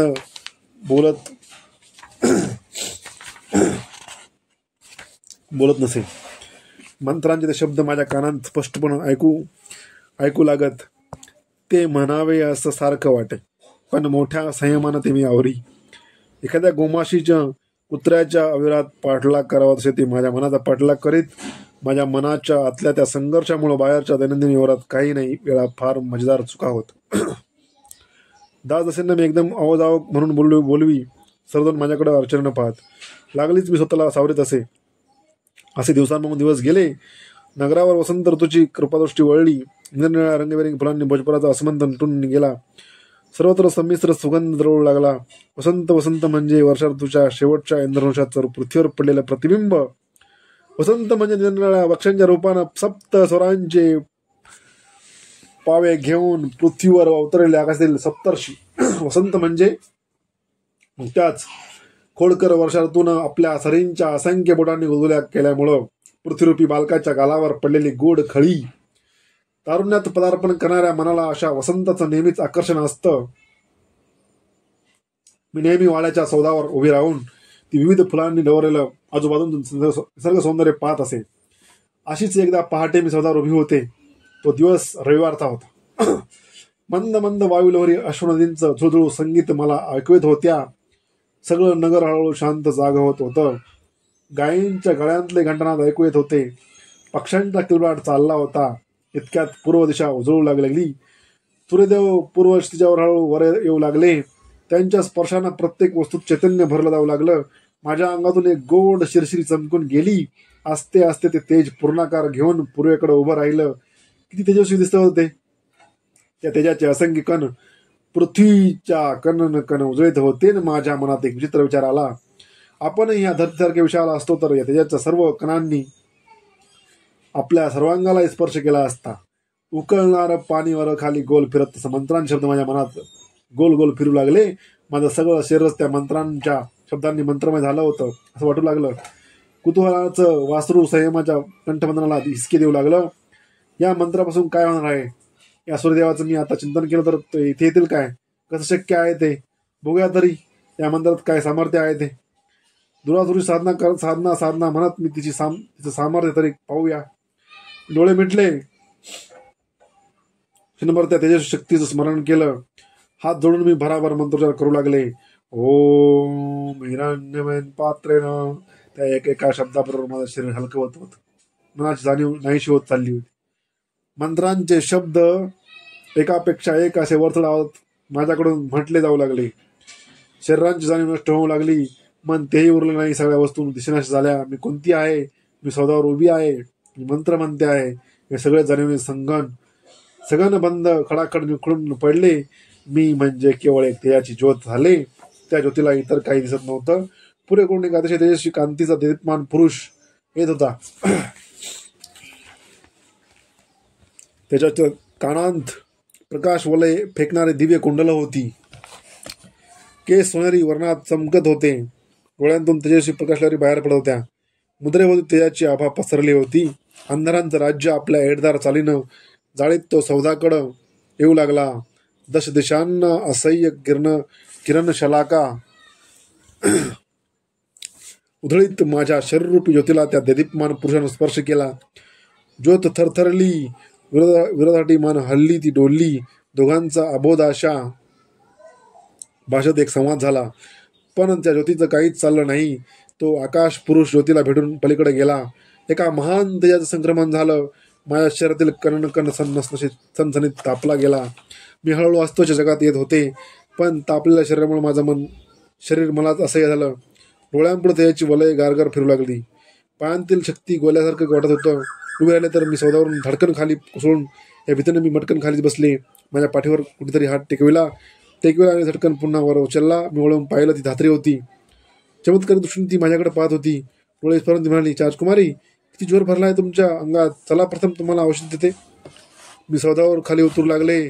त्या पायदांड्या उतरताना मला उगाच वाटलं की मी उंच आकाशातून स्वर्गातून पृथ्वीवर की पृथ्वीच्या खाली खोल पदरा जात आहे. त्या दिवसापासून मला जे काही वाटलं गेलं ते सगळं अतर्क्य होतं. माझं मनात आश्चर्य वाटत होतं, मी अशी काय वाटत होते. मला कोणाशी एक शब्दही बोलावं असं वाटत नसं झाला. नेहमीच माझ्या डोळ्यांपुढे याचं वलय फिरू लागली. एकसारखी मी त्या दुर्वास ऋषींच्या पर्णकुडीत जाऊन उगाच बसू लागले. वाड्यातील दासदासींना माझ्या वागण्यात कोडं पडलं. ती सगळी माझ्यासमोर येऊन अनेक प्रकारांनी माझं मन रमवण्याचा प्रयत्न करू लागली. पण माझं मन नेहमीच आकाशात उंच भरायला मारू लागलं. उगाच बाहेर प्रकाशात बसावं असं वाटू लागलं. नेहमीच मी सौदावर उभे राहून सूर्याकडे पाहू लागले. ते डोक्यावरून मागे येत त्यांच्या त्या किरणांनी माझी पाठ खरपूस तापल्याशिवाय मला तिथून उठवत नसे. रोज 3-3 घटका हा कार्यक्रम सुरू झाला. रात्री माझ्या महालातून आकाशात असंख्य तारका लुकलुकत होत्या. असं मला त्या तारकांची फुलं खुडावी असं वाटे. जे जे प्रकाशमान होतं त्या सर्वांची मला अनावर ओढ लागली. माझं अंग सोनेरी दिसू लागलं. बरेच दिवस मनाच्या त्या विचित्र अवस्थेत गेले. माझ्या सर्वांगात अमलागर बदल पडत होता. एकदा मी अशीच कक्षातून फिरत होते. कोणत्या दासीनं आणून दिलेलं सुवर्ण चंपकाचं फूल उंगत होते. इतक्या रात्री कष्ट आली. तिच्याशी काहीतरी बोलताना ते फूल माझ्या हातून सुटून खाली पडलं. ते उचलण्यासाठी मी खाली वाकले. माझं सर्वांग जड झालं आहे असं मला वाटलं. कसतरी ते फूल मी वर उचललं आणि परत हुंगू लागले. धात्री माझ्याकडे विचित्र दृष्टीने पाहत होती. तिच्या ऋतुत्वानं आधीच अठ्यांनी जाळीदार जाळल्या कपाळावर आणखी एक जादा अठी अडली. आपल्या तीक्ष्ण अनुभव डोळ्याने ती माझं शरीर सगळं चाचपते आहे असं मला वाटू लागलं. आपल्या भुवयांचं जीर्ण कातळ उंचावती म्हणाली, राजकुमारी, माझं वय मला धोका देणार नाही. मी एक प्रश्न विचारू का धात्री? आजपर्यंत प्रश्नासाठी तू माझ्याकडे कधी अनुज्ञा मागितली नाही का? मी तिला उलट विचारलं. नाही राजकुमारी, पण प्रश्न तुम्हाला कधीच आवडणार नाही. ह्या मात्रेला वेळ लागला आहे. तिच्या पाठीवर आसोळ्याचे फटके मारून हिला विंध्याच्या अरण्यात सोडा अशी आज्ञा सोडाल तुम्ही. धात्री, तू वाड्यावरील सर्वात वृद्ध आणि सर्वात प्रामाणिक दासी आहे. मी विसरलेली नाही अजून. जेव्हा तुला काय विचारायचं स्पष्टपणे. परत एकदा तिची वृद्ध दृष्टी माझ्या सर्वांगावरून फिरली. थरथर मनात तिने विचारलं, राजकुमारी, तुम्ही माता होणार आहे? धात्री, कुणासमोर तू बोलते आहेस याची तुला जाणीव आहे काय? मी मोठ्याने किंचाळले, अंगावर वळवळता सर्प पडल्यासारखी. राजकुमारी, माझे केस पिकले आहेत. या वाड्यातील 3 राजपिढ्या मी बघितल्या आहेत. आपलं शरीर समोर दर्पणात नीट पारखून पहा. आपली मान जास्तच हलवीत ती कक्षाबाहेर जाऊ लागली. माता, त्या 2 अक्षरांच्या मुष्टिवेद्यांनी माझ्या मनाला हृदयानं भुकल्याला सुरुवात केली. सगळा कक्ष माझ्याभोवती गरगर फिरतो आहे असं मला वाटू लागलं. धरतीनं दुभंगून मला पोटात घेतला किती बरं झालं असतं. माझं मन त्या भोयारातल्या पाकोळसारखं देहातील थराथर आपटू लागलं असह्यपणे. मी माता होणार होते. कौमार्य अवस्थेत माता? मातृत्वात सगळं मिळणारा सर्वात श्रेष्ठ वर आहे. पण मला मिळणारा हा वर शापासारखा नव्हता काय? दूरदर्शनचे ते उद्वार माझ्या कानात घुसू लागले. तू वीरांची जननी होशील. त्यांच्या मंत्रांचे त्रुटक शब्द कानात मिटून येऊ लागले. हिरण्ये पात्रेनं शस्त्राच्या मानात माझ्या मनात घुमटात बाबांच्या देशात उमळले. वीरांनी विजयीच्या धुनीत जगावा आणि वीरकन्यांनी शिलासाठी मारावं. शील स्त्रियांचं अमोल लेणं. शील म्हणजे आर्य स्त्रीचा श्वासोच्छवास. म्हणतेच उद्यानातलं ते चंडोल पक्ष्यांचं पिल्लू आपल्या चोच वासून ओरडलं, चिर्र चिर्र. क्षणात मथुरेतून आतून मला इथं सोडून दातांनी काढलेल्या उद्वारांचे पडसाद शतगुणित झाले होऊन माझ्या डोळ्यांपुढं फेर धरू नाचू लागले. तू एका क्षत्रिय राजाची मुलगी आहेस, कधी विसरू नकोस. क्षत्रियकन्या शील शब्दांचा मुसळधार पाऊस पडू लागला. स्वरांचे नाच सुरू झाले. शील क्षत्रियकन्या कानावर हात ठेवून मी डोळे मिटून मोठ्याने ओरडले, धात्री थांब. ती परतली. माझ्यासमोर ती उभी राहतात मी तिला डोळे मिटून सांगितलं, धात्री मी राजकुमारी कोणती तुला सांगते आहे. जगातलं सगळ्यात धाक विष जे असेल ते संध्याकाळचं आत माझ्या हातात पडलं पाहिजे. माझ्यासाठी दुसरा कोणताही सुरक्षित मार्ग नव्हता. राजकुमारी, तिचा आवाज विनेच्या तुटल्या तारेसारखा थरथरला. जा, राजकुमारची आज्ञा आहे, मी कठोरपणाने म्हणाले. पण धात्री, दासींनी आज्ञा पाळायची असते, उपदेश करायचा नसतो. जा. खाली मान घालून ती कक्षाबाहेर निघून गेली. त्यानंतर माझी कक्षात कधी आलीच नाही. आपल्या राजकुमारला विष आणून देण्याचं धैर्य तिच्या म्हाताऱ्याच्या काळात नव्हतं. मी तिला अनेक निरोप पाठवले, पण तिने कामाच्या नावावर उडवून लावले. काळ गेला. प्रत्येक पळाला आपल्या सहस्रभेची भांडणी चाटत खायला येतो आहे असं वाटत होतं. कक्षाबाहेर पडणं हे मी सोडून दिलं होतं. माझ्या मनात एकच एक विचार पक्का येत होता, मृत्यू. तडफडणाऱ्या जीवाच्या चाचण्या कायमच्या बंद करण्यासाठी मला मृत्यूशिवाय दुसरा मार्ग नव्हता. मृत्यू, मरणप्राय मानसिक वेदना मरण देणारा मृत्यू, प्रत्यक्षाच्या घडणाऱ्यानं बांधलेला जीवाला अज्ञानांच्या अनंत प्रदेशात नेणारा मृत्यू, जगातली सगळी काळी दृश्य आपल्या काळ्या बीजवांनी सहज पुतणारा मृत्यू, मनाच्या असल्या कोंदटलेल्या अवस्थेत मृत्यूशिवाय अन्य दुसरा कोणता आश्रय असणार. कारण राजकुमारी कुंतीला सगळेजण मान देत होते, तिचा प्रत्येक शब्द झेलत होते. पण उद्या माता झालेल्या कुंतीला त्यांनी काय म्हटलं असतं? उलटा म्हणून ते त्यांच्या तोंडावर थुकले असते. दगडाने ठेचून त्यांनी तिची झिंड काढली असती. लोक तरी किती पैसे असतात. मातृत्वाची ते नेहमी महती घातात, पण याच मातृत्वावर ते कधी कधी पापाची राजमुद्रा ठेवतात. याच मातृत्वाला ते सामाजिक संकेतांच्या सहस्र सुलांनी छिन्न विछिन्न करतात. मी कुमारी होते, आता माता होणार होते. समाजाने त्या मातृत्वाचं कसं स्वागत केलं असतं? मला मंत्रांपासून पुत्रप्राप्ती झाली आहे हे धडधडीत सत्य त्यांना काहीतरी पडलं असतं काय? प्रत्यक्ष दुर्वासांनी येऊन नगराच्या चौकात उभं राहून कंठरवानं सांगितलं असतं ते कोणालाही पडलं असतं. कशाला झाले हे दुर्वास या नगरात? काय मिळवलं त्यांनी माझ्या जीवनाशी? असं महाभयानक दूत खेळून त्यांच्या या भयानक प्रयोगात माझा काय संबंध होता? पण असं म्हणून तरी काय माझी सुटका आता होणार होती? जगात सगळ्याच गोष्टीत सुसंगती कुंठ असते. निरपराधी माणसांना दुसऱ्या कोणाच्या तरी अपराधाचं प्रायचित्त भोगावं लागतंच नाही काय? मी त्यापैकीच एक नव्हते काय? प्रश्नांच्या असंख्य साळुंख्या माझ्या मेंदूचा पघाळ नागेला टोचत होत्या.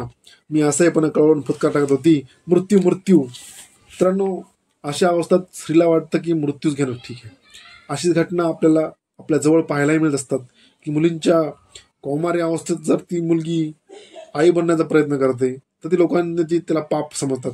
ही लोक 4 लोक, मी बोललो तुम्हाला आपला व्हिडिओच्या सुरुवातीला आपण सांगितलं की 4 लोकच तुमचं आयुष्य बर्बाद करायला कारणीभूत असतात. तू आई होते, ती ज्या व्यक्तीमुळे होते त्यानं ती स्वीकारून तिची जबाबदारी स्वीकारली पाहिजे. असं घडलं तर अतिशय उत्तम. त्या आईला त्या पापाचा भागीदार होता येत नाही. आणि ते असं पण आजकाल बहुतेक घटना अशा घडतात मित्रांनो. तर चला आपण वळूया आपल्या कहाणीकडे. आपली राजमाता माता कुंती, तिलाही तेच वाटतं मृत्यू तर स्वीकारावा आपण. मी धाडकन उठले, जोरात एक टाळी शोधली. एकदा अशी तत्परने आत आली. तिला मी सांगितलं, अशी जा नगरातून राजवद्यांना बोलवणार, तसे आणतील तसे. ती निघून गेली. अर्ध्या घडीत राजवद्य माझ्या कक्षात प्रविष्ट झाले. वाकून अभिवादन करून त्यांनी म्हणाले, राजकुमारी काय आज्ञा आहे? वैद्यराज, दुर्वास ऋषींच्या यज्ञाची सांगता करायची आहे. त्यासाठी जगातील सगळ्यात प्रभावी विष हवी म्हणून वापरायचं आहे. या दासीबरोबर ताबडतोब लावून द्या. दुर्वास ऋषी म्हणताच वैद्यराज अगोदर गप्प बसले. त्यांनी पुढे काहीच प्रश्न विचारला नाही, कारण दुर्वास ऋषी कोणती दुर्मिळ वस्तू केव्हाही मागत नसत ते माहीत होतं. आज्ञा अशी म्हणत ते कक्षावर निघून गेले. थोड्याच वेळात ती दासी एका कुपीतून विष घेऊन आली. मी सुटकेचा निश्वास टाकला. आता मला कोणाच्या हृदय जाणाऱ्या कुस्तीला तोंड द्यावं लागणार नव्हतं. मी ती कुपी म्हणून जपून एका कोंड्यात ठेवली. माझ्या मरणप्राय यत्नांना अंत त्या कुपीत होणार होता. त्या रात्री सगळीकडे सामसूम होताच मी मंचाकडून हळूच उठले. कोणातील ती विषाची कुपी हातात घेतली. मथुरेतल्या बाबांचं स्मरण करून मी त्यांना वंदन केलं आणि डोळे मिटून पकडले. बाबा, तुमची प्रथा आहे का? क्षत्रिय राजाची कन्या आहे, हे कधी विसरणार नाही. माझा हा निर्णय तुम्हाला खात्रीनं आवडेल. नंतर भोजपुरातील बाबांना आठवून त्यांना नमस्कार करून मी म्हणाले, क्षत्रिय कन्यांनी शिलासाठी मरावं हे सत्य मी आज सिद्ध करते आहे. बाबा, मला आशीर्वाद द्या आणि धैर्य द्या. क्षणभर मी डोळे उघडले. सगळीकडे निशब्द शांत होती. थोड्याच वेळात मी अशीच शांत होणार होते. हे निर्दयी जीवन, हवं वाटणारं जग आपल्याला परत पाहायला मिळणार नाही म्हणून क्षणभर माझं मन भरून गेलं, थरकलं. पण मी त्याला आवरलं. आईचं स्मरण करून मी म्हणाले, आई, तुझ्या पृथ्वीचा जन्म लक्ष लक्ष दुःख सहन करण्यासाठी आहे का ग? आज या दुःखाचा अंत होणार आहे, आशीर्वाद दे. डोळे मिटून मी मी कुपी घशात ओतली आणि मंचकावर अंग झोकून दिलं. आता सकाळी नगरात हाहाकार उडणार होता. मी ती विषारी कुपी प्याले होते, पण तिचा काहीच उपयोग झाला नव्हता. मृत्यूसुद्धा आपली कृपा दृष्टी माणसाला हवी तेव्हा वळवायला तयार नसतो. माझ्या पोटात आता आगीचा डोंब उसळला अशी माझी कल्पना होती, पण नुसतं घशात चुरचुरण्यापेक्षा मला काहीच वाटत नव्हतं. अर्धे घटका मी मंचावर पूर्ण होते, मला काहीच झालं नव्हतं. आत्यंतिक मानसिक तरसाना झापड मात्र येत होती. ती ताडकन उठून बसले. मी भीतीनं माझा अंग छारला. मी कोण कोण? विषाणूने मरणारी, एकदम धावेसारखी तापणारी. शंकांनी मन वाटून गेलं. जीवन मला असह्य झालं होतं, मरणं मला अशक्य होतं. विषाही माझ्या शरीरावर परिणाम होत नव्हता. मी कोण होते? द्वार उडून मी कशावर आले. दासींच्या दानात शिरले. तिथं अनेक दासी झोपल्या होत्या. एका कोपऱ्यात धात्रीची अंगाची मुटकुळी ओळून पडली होती. मी तिला गदा हलवून जागा केलं. मला पाच जगली. तिला हाताला धरून अशीच मी ओढत मी माझ्या कक्षात आणलं. कुणातरी सांगायची मला अत्यंत गरज होती. कक्षात येतात तिने झालेल्या सर्व घटना तिला सांगितल्या. तिचे खांदे गदा हलवून ओळून विचारलं, धात्री तू सांग आता, मी कुठं जाऊ, काय करू? मी मरू शकत नाही. या अवस्थेत जगण्याचा मला कोणताच अधिकार नाही. मला माझ्या पाठीवर माझ्या खरभरीत हात प्रेमाने फिरती म्हणाले, राजकुमारी धीर धरा. या कक्षाबाहेर मात्र आता पुन्हा कधीच येऊ नका. तुम्हाला या स्थितीत कोणी बघता कामा नाही. तेव्हापासून धात्री माझ्या कक्षात रवरवली. ती कुणालाच म्हणून कक्षात घेत नसे. दिवसांमधून दिवस जात होते. पौर्णिमेच्या चंद्रासारखं माझं शरीर कणाकणांनी फुलत होतं. मन मात्र ग्रहणाच्या चंद्रासारखं चिंतेनं ग्रासून गेलं. एक दिवस एक कुणासारखा वाटत होता. नुकताच शरद ऋतू संपला. सुने एक रात्री एकदम आकाश भरून आलं. वादळी आवर्त तो बाजूने घोंगवत राजवाड्यावर आदळू लागली. मुसळधार सरींवर सरी कोसळू लागल्या. मध्यरात्री एकदम माझ्या पोटात दुखू लागलं. मंचकावर मी असह्य वेदनांनी तळमळू लागले. परांच्या औषधांचा चुरगळून चोळामेळा होऊ लागला. वेदनांच्या असंख्य सुयांनी माझ्या शरीराच्या वस्त्रांचे टाके उसवले जाऊ लागले. रात्रीच्या शुद्ध वृद्ध डोळ्यांतही भीतीची भयानछटा पसरली. बाहेर विजांचा कडकडाट आणि वाऱ्यांचा घोंगाट चाललाच होता. प्रसूतीचा असह्य यातनांनी मी कणत होते. एका घटनेनंतर एक चिमण्या जीवाचं ओरडणं सुरू झालं. त्या वाड्यात 5 तापानंतर हे रडणं ऐकू येत होतं. मात्र बाहेरच्या कडकडात ते कुणालाही ऐकू जात नव्हतं. मी माता झाले. मातृत्व स्त्रीच्या सर्वात श्रेष्ठ अलंकार. प्रसूतीवेदनेच्या मुशीतून तापून निघालेलं सोनं. निसर्गाचं सगळ्यात मंगल प्रकटीकरण. मी डोळ्यात जीव आणून त्या चिमण्यांकडे पाहिलं. आनंदाची मोरपिसं माझ्या मनावर आपली हळूवार बोट फिरू लागली. किती देखणं होतं त्याचं रुपडं, उगवत्या सूर्यासारखं. मला पाहताच त्यानं आपलं रडणं थांबविलं. विलास डोळ्यांनी ते माझ्याकडे टिकटिक पाहू लागलं. त्याच्या कानात निळसर तामसर प्रकाश फेकणारी 2 मांसल कुंडलं होती. कुतूहलानं मी ती चाचपून पाहिली. जास्वंदीच्या लाल चुटूक कळ्यांसारखी दिसत होती ती. तसंच लुसलुशीत गोंडस अंग सोनेरी रंगाचं होतं. केसांची दाट कुरळी सोनेरी झुलपं वाऱ्यांच्या झुळकीबरोबर हेलत होती. कुंभासारख्या गोल गोल मुखाभोवती तेजाने आभा होती. आपल्या उजव्या पायांचा अंगठा ते चोखत होतं. निळनिळे बिटके डोळे किलबिल करीत पुन्हा पुन्हा माझ्याकडे पाहत होतं. मध्येच एक वाऱ्याची झुळूक आली. त्याबरोबर ते खुदकून हसलं.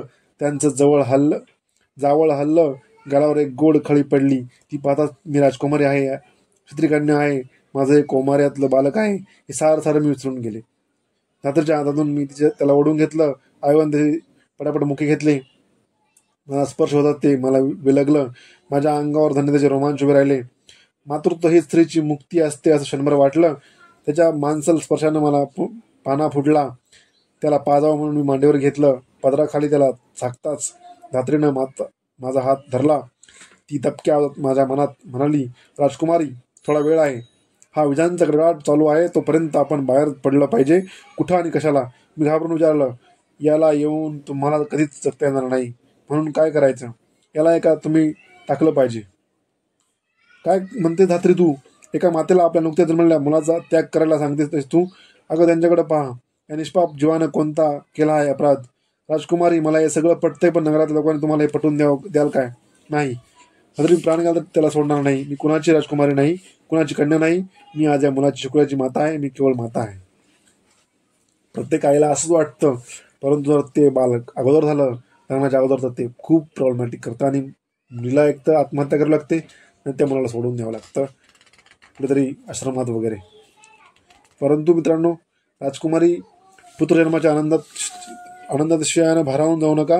उद्या महाराजांना नाही कळलं तर काय होईल मला सांगता नाही येत. कदाचित काय ते तुम्हाला वाड्याबाहेर घालवतील.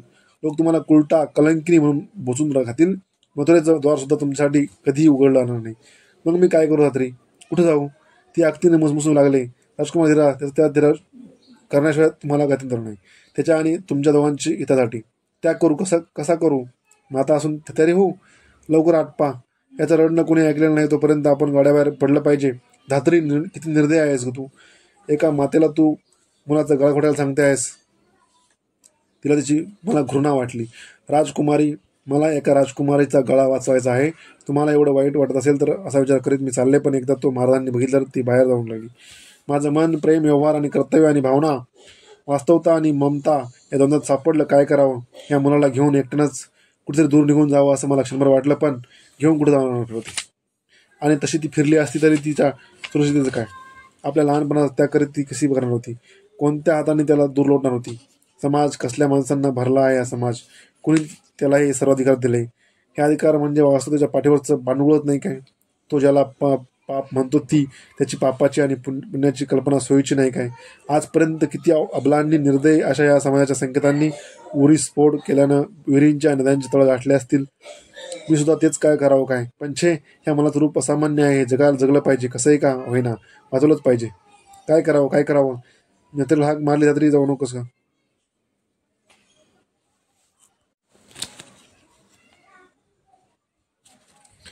नाहीतर मी इथं मूर्छित होईन. मी शारीरिक आणि मानसिक कोंडीनं घुसमुटून लागले. ती परतली आणि माझ्या माठीवर हात फिरत म्हणाली, राजकुमारी, क्षत्रिय कन्येला शोभेल असा एकच निर्णय आहे. आणा त्याला इकडं. तिनं पुढं होत त्याला माझ्या मांडीवरून ओढून घेतलं. माझ्या चिमुरड्या मुठीत त्यानं माझा पदर घट्ट पकडला होता. तिनं तो कठोरपणा सोडविला. माझं मन कंदू लागलं. त्याला घेऊन ती बाहेर गेली. थोड्या वेळातच खांद्यावर एक लाकडी पेटिका घेऊन ती परत माझ्या कशात आली. मंचकावर तिनं ठेवली. तिच्या हातात मूल नव्हतं. मी घाबरून तिला विचारलं, बाळाला कुठं ठेवलंस? धात्री उत्तर देण्याऐवजी तिने पटकन पेटिकेचं झाकण उघडलं. बाळ त्यात एका मऊ शयेवर दिनदासपणे झोपला आहे. त्याच्या भोवती एक प्रकारचे बहुमूल अलंकार तिने पसरले होते. पण त्या सर्वांना लाजविला असाचा रंग होता. पेटिकेच्या फटी मऊ मेणानं बुजवल्या होत्या. वरच्या झाकणाला एक लहान छिद्र होतं. पण त्याला पेटिकेत त्याला ठेवलं होतं. घाबरून मी तिला विचारलं, धात्री, याला पेटिकेत कशाला ठेवलंस? काय करणार आहेस तू याचा आज? राजकुमारी,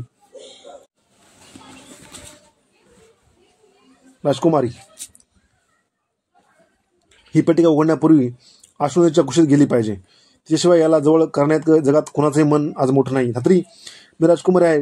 डोंबिन, तुला मुलाचं प्रेम जाणायला शिकायला ते देव विसरले काय? राजकुमारी, या वाड्यावर माझी 8 मुलं सेवक म्हणून खापतायत. मन दुर्बळ करू नका, आटपा लवकर. तिचे शब्द बाणासारखे माझ्या काळजात घुसले होते. पण सकाळी माझं भवितव्य काय होतं? राजवाडा की उकिरडा? यज्ञाचा पशु बळी देण्यापूर्वी करकचून बांधत तसं माझं मन उलटसुलट विचारांच्या दोरांनी करकचून आवळलं गेलं. बाळाला उचलावं आणि त्या धरतीला लाथा मारून सरळ वाटल पुढे तिकडे निघून जावं असं वाटत होतं. पण तिथे तरी काय दोष होता? आपल्या राजकुमारीसाठी एक स्त्री असून ती किती मोठं धाडस करत होती. हे सगळं करताना तिला काय आनंद वाटत होता? मग दोष कोणाचा होता? माझ्या दुर्वासांचा, जन्म देणाऱ्या आबा अजान बालकाचा, की मानवांना घोड्यांचा सारखं पिटाळणाऱ्या काळाचा, परिस्थितीचा, समाजाचा, कठोर सामाजिक संकेतांचा, गुणांचा? माझं डोकं विचार करून टकणार काय असं मला वाटू लागलं. माझ्या असहाय्य जीवनाची मला अत्यंत चिड आली. आज दैव एका राजकुमारीला अबला ठरवणार काय? आज परिस्थिती मातेला मारेकरी ठरवणार काय? असहाय्यपणाने मी माझं मस्तक कक्षाच्या भिंतीवर थरथर आपटू लागले. माझ्या मस्तकातून रक्ताची एक चिळकांडी उडाली. धात्रीनं पुढे होऊन निकरानं मला मागं खेचलं. आपल्या शुंकानं माझं मस्तक फुस. ती म्हणाली, राजकुमारी, हे रक्त भीती रंगवण्यासाठी नाही, या रक्तातून वीर निर्माण झाले पाहिजेत. या रक्ताचा शपथ आहे तुम्हाला. आता एकही शब्द न बोलता धैर्यानं माझ्याबरोबर चला कशा. तोंडाचा पदराचा बोळा उकळून मी समजू लागले. धात्रीने पेटिका उचलली. ती पुढं चालू लागली. सगळा वाडा पहाटेची साखर झोप घेत होता. बाहेरचं वादळ आता थांबलं होतं. ती भुयाराच्या दालनाशिवाय आली. दळी खुंटाळीने उजवीकडे फिरवली. भुयाराचं दार एकदम उघडलं गेलं. तिनं पायदांड्या उतरायला सुरुवात केली. मला त्या दिवशी त्या भुयारात धडपडलेल्या पाकोळीची आठवण झाली. माझं मन करंदू लागलं. आयुष्य म्हणजे फक्त एक भुयार आहे. आयुष्य म्हणजे एक भुयार आहे.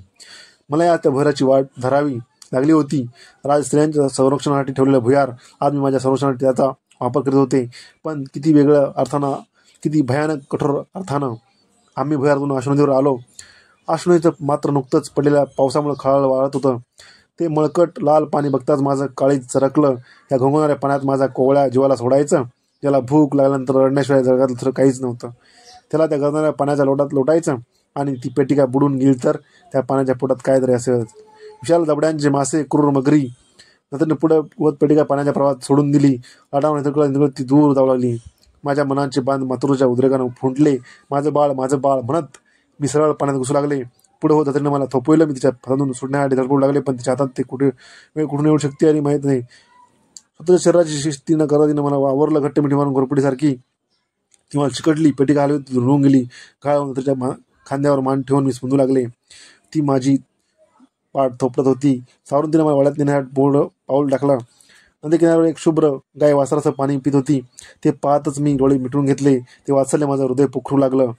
आज मातृत्वानं परिस्थितीपुढं हात टेकले होते. आज कुंतीच्या जीवनातला सत्य पोखणारं एक शाश्वत सत्य तयार झालं होतं. आजपासून कुंती जिवंत मानाला जगणार होती. कक्षात येताच मी मंचकावर माझं शरीर झोकून दिलं. अत्यंत क्षीण आवाजात मी धात्रीला सांगितलं, नगरातील चांगल्या गोकळ्याला बोलावून आज ती पेटिका कोणाला सापडते याचा शोध करायला सांग. मला एकटीला सोडून तू आता ताबडतोब इथून जा. चालती हो, मला एकांत पाहिजे. माझं मुख मी परांच्या औषध खुपसलं. उबदार असूनही त्या पुशींचा स्पर्श मला थंड वाटू लागला. अश्रूच्या लाटांसारखा. हमसून क्रंताना मला गोप सोडायच्या भीतीनं कंठातून आवाजही काढता येईना. माझ्या घुसमटल्या श्वासात निरागस पृथा टाचा घासून तडफडू लागली. पावसाच्या वर्षामुळं राजवाड्याभोवतीचे कदंब वृक्षावरचे रात्रीचे किडे दिवस असूनही अथकपणे ओढत होते, चित्कारत होते, किर्र किर्र. त्या दिवशी एकसारखी मी रडत होते. पाखराच्या पिल्लाला घरट्यात पोचवण्या म्हणणाऱ्या हळव्या पृथ्वीनं आज छबुकल्याला आज मात्र स्वतःच्या हाताने दूर लोटलं होतं. ते मूल कुठं जाईल, कुणाच्या हाती लागेल, की ते वाहत सरळ ते सागराला मिळेल. असं झालं तर अनेक शंकांनी माझं मन घायाळ झालं. मान वर करावे असंही वाटत नव्हतं. कुणाला तोंड दाखवण्याचं धैर्य नव्हतं. रात्री कोणतरी खत समय पेटून गेलं. थोड्या वेळानंतर कोणतरी जात आलं. माझ्या पाठीवरून हळूवार हात फिरवला. मला वाटलं धात्री असेल, म्हणून मी तिच्यावर ओरडले, धात्री चालती हो इथून. ते स्पर्श मला नको होता. मुली वर बघ, मी दचकले. ते बाबा होते. समयीच्या अंधुक प्रकाशात उभे होते. कक्षावर धात्रीचा पारा नसल्यामुळे ते सरळ आत आले होते. मी डोळे पुसून त्यांच्याकडे पाहिलं. भीतीनं माझं मन पार उठून गेलं. काय समजलं होतं त्यांना. धात्रीने एक दिवसभरही दम धरला नाही. काय आता काय करावं ऐकलं ना. इतकं सर्व करूनही माझं भविष्य उघडं पडणार काय. माझा खांदा थोपडीत मी शांतपणे म्हणाले, कुंती, तुझ्या पित्याचं मथुरेहून आजच भृजपत्र आलं. त्यांना तुझ्या स्वयंवराची मांडणी करायला सांगितले आहे. त्याची तीव्र इच्छा त्या आहे की तशी. मी सुटकेचा निश्वास सोडला. काहीतरी बोलायचं म्हणून मी म्हणले, तशी त्यांची इच्छा तशी तुमची आज्ञा. मला माहीत आहे मथुरेच्या आठवणीत तुला दुःख होत होतं. आता थोडं हलकं होईल. तुझे मातापिता तुला लवकरच भेटतील. पूस डोळ्यातून शोक आवर. त्यांना काहीतरी कळलं असतं. ते काय बोलत ते मलाही कळलं नव्हतं. स्वयंवर तयारी सुरू झाली. बाबांना मी जशी तुमची आज्ञा असं म्हटल्यावर त्यांनी माझी संमती आहे असं गृहीत धरलं आणि ते पुढच्या सगळ्यात तयारीला लागले. माझं मन सैरभर झालं. पारध्यानं मुर्गीचा धरा करावा असे विचित्र विचार एकसारख्या पाठलाग करू लागले. ज्यावेळी मी स्वयंवराची माला हातात घेऊन उभी असेन त्याचवेळी त्या एकटीत एखादा भुजंग वरच्या क्षेत्रातून आत शिरून माझ्या बाळाला विळखा घालून बसलेला असेल. त्यावेळी मी बोल्यावर उभी असेल कदाचित. नेमक्या त्याचवेळी ती पेटिका नदीच्या तळाशी चिखलात रुतून बसली असेल. ज्यावेळी वाद्यांच्या गजरात मांजरा माझ्या मस्तकावर मंगलाक्षता पडत असतील त्यावेळी कदाचित एखाद्या खडकावर आपण तिचं झाकणं दूर उडून गेलं असेल. उघड्या पडलेल्या बाळाच्या तेजस्वी सोनेरी दीप विजवण्यासाठी आकाशात फिरणाऱ्या धारी गिधाडांनी त्याच्यावर झडपा घालून त्याला मस्तकावर बोचकारले नसेल. असे अनेक विचाराच्या मनात येत होते. ज्यावेळी मी विवाहाची मंगल वाद्य ऐकत असेल यावेळी माझ्या बाळ घोंगावणाऱ्या लाटांचं कर्कश मृत्यूगीत ऐकत असेल. माझं मन कोळ्याच्या जाळ्यात अडकलेल्या मासळीसारखं तडफडू लागे. जास्त विचार करू लागले की जास्तच गुरफटत जाई. मंचकावर उशीत तोंड खुपसून मी साहमशी रडू लागे. त्याची गोल गुंड चेहरा, कुरळे सोनेरी केस, त्या कानांतील लुसलुशीत कुंडलं दिवसभर माझ्या डोळ्यांपुढे एकसारखीने वाचू लागत. जीवाच्या आकांताने मी ते डोळे गच्च मिटून घेई. माझ्या स्वयंवराची आमंत्रणं आसपासच्या सर्व मान्यवर राजांना गेली. सगळं नगर त्याबद्दल चर्चा करू लागलं. माझ्या दैवगतीची की वाटत होती. पृथ्वीची मी कुंती झाले होते, कुंतीची माता झाले होते आणि परत माता कुमारी माता म्हणून मी स्वयंवरासाठी उभी राहणार होते. जगातल्या कुठल्याही स्त्रीला दैवानं माझ्यावर इतकं निर्दयपण हवं त्या ठिकाणी फिरवलं होतं असेल, पण माझ्या शब्दाला इथं कोणतरी प्रतिसाद दिला असता काय? मला ते स्वयंवर नको म्हणून माझे फोडून टाकलं सांगितलं असतं तर प्रश्नांच्या माऱ्यांनी पुन्हा पुन्हा मला सर्वांनी फाडून खाल्लं असतं. स्त्री म्हणजे समाजाच्या कोंडवाड्यात सामाजिक संकेतांच्या दाव्यानं जखडलेली गायत जणू. तिला न आवडणाऱ्या गोष्टी, अनेक गोष्टी खुल्या मनानं कधी बोलता येत नाहीत. जणू लक्ष दुःख आकाशाच्या शांतीनं मुकपणे सहन करण्यासाठीच तिचा जन्म असतो. स्वयंवराचा दिवस येत चालला. सगळ्या नगरांना उत्साह समुद्र भरती आल्यासारखं फेसाळू लागला. त्यांच्या राजकुमारींचं स्वयंवर होतं. निरनिराळ्या वैभवांनी प्रदर्शन त्यांना आता पाहायला मिळणार होती. मात्र माझं मन मात्र एकटंच देहाच्या अंधाऱ्या तलनात अश्रू ढाळी. मला माझ्या बाळाला एकदा पाजणं सुद्धा धड जमलं नव्हतं. आज कुंती आता एक बाहेर अशी दोन आयुष्य जगू लागली. एक राजकुमारीचं, एक भग्न हृदयी मातेचं. माझ्या जीवाची या दोन कुंतींमध्ये केवळानी वर्तवड होऊ लागली. राजस्त्रियांची दुःखही राजवाड्यासारखी मोठी असतात आणि त्यांच्या कुळांच्या प्रतिष्ठा तटाने नेहमीच घेरलेलं असतं. मित्रांनो, मी कहाणीच्या सुरुवातीला सांगितलं होतं की ही जी कहाणी आहे कुंतीची, माता कुंतीची, अतिशय भयानक. जी स्त्री तिचं दुःख सांगू शकत नाही कधी कोणाला. ते न सांगितल्यामुळे आजकाल स्त्रिया खूप ते अन्याय सहन करतात. त्यामुळे स्त्रियांवर जो अन्याय घडतो त्याला कारणीभूत स्वतःही असतात आणि हा समाजही असतो. तर मित्रांनो, कर्णाची कहाणी तुम्हाला अशीच प्रेरणादायक ठरेल.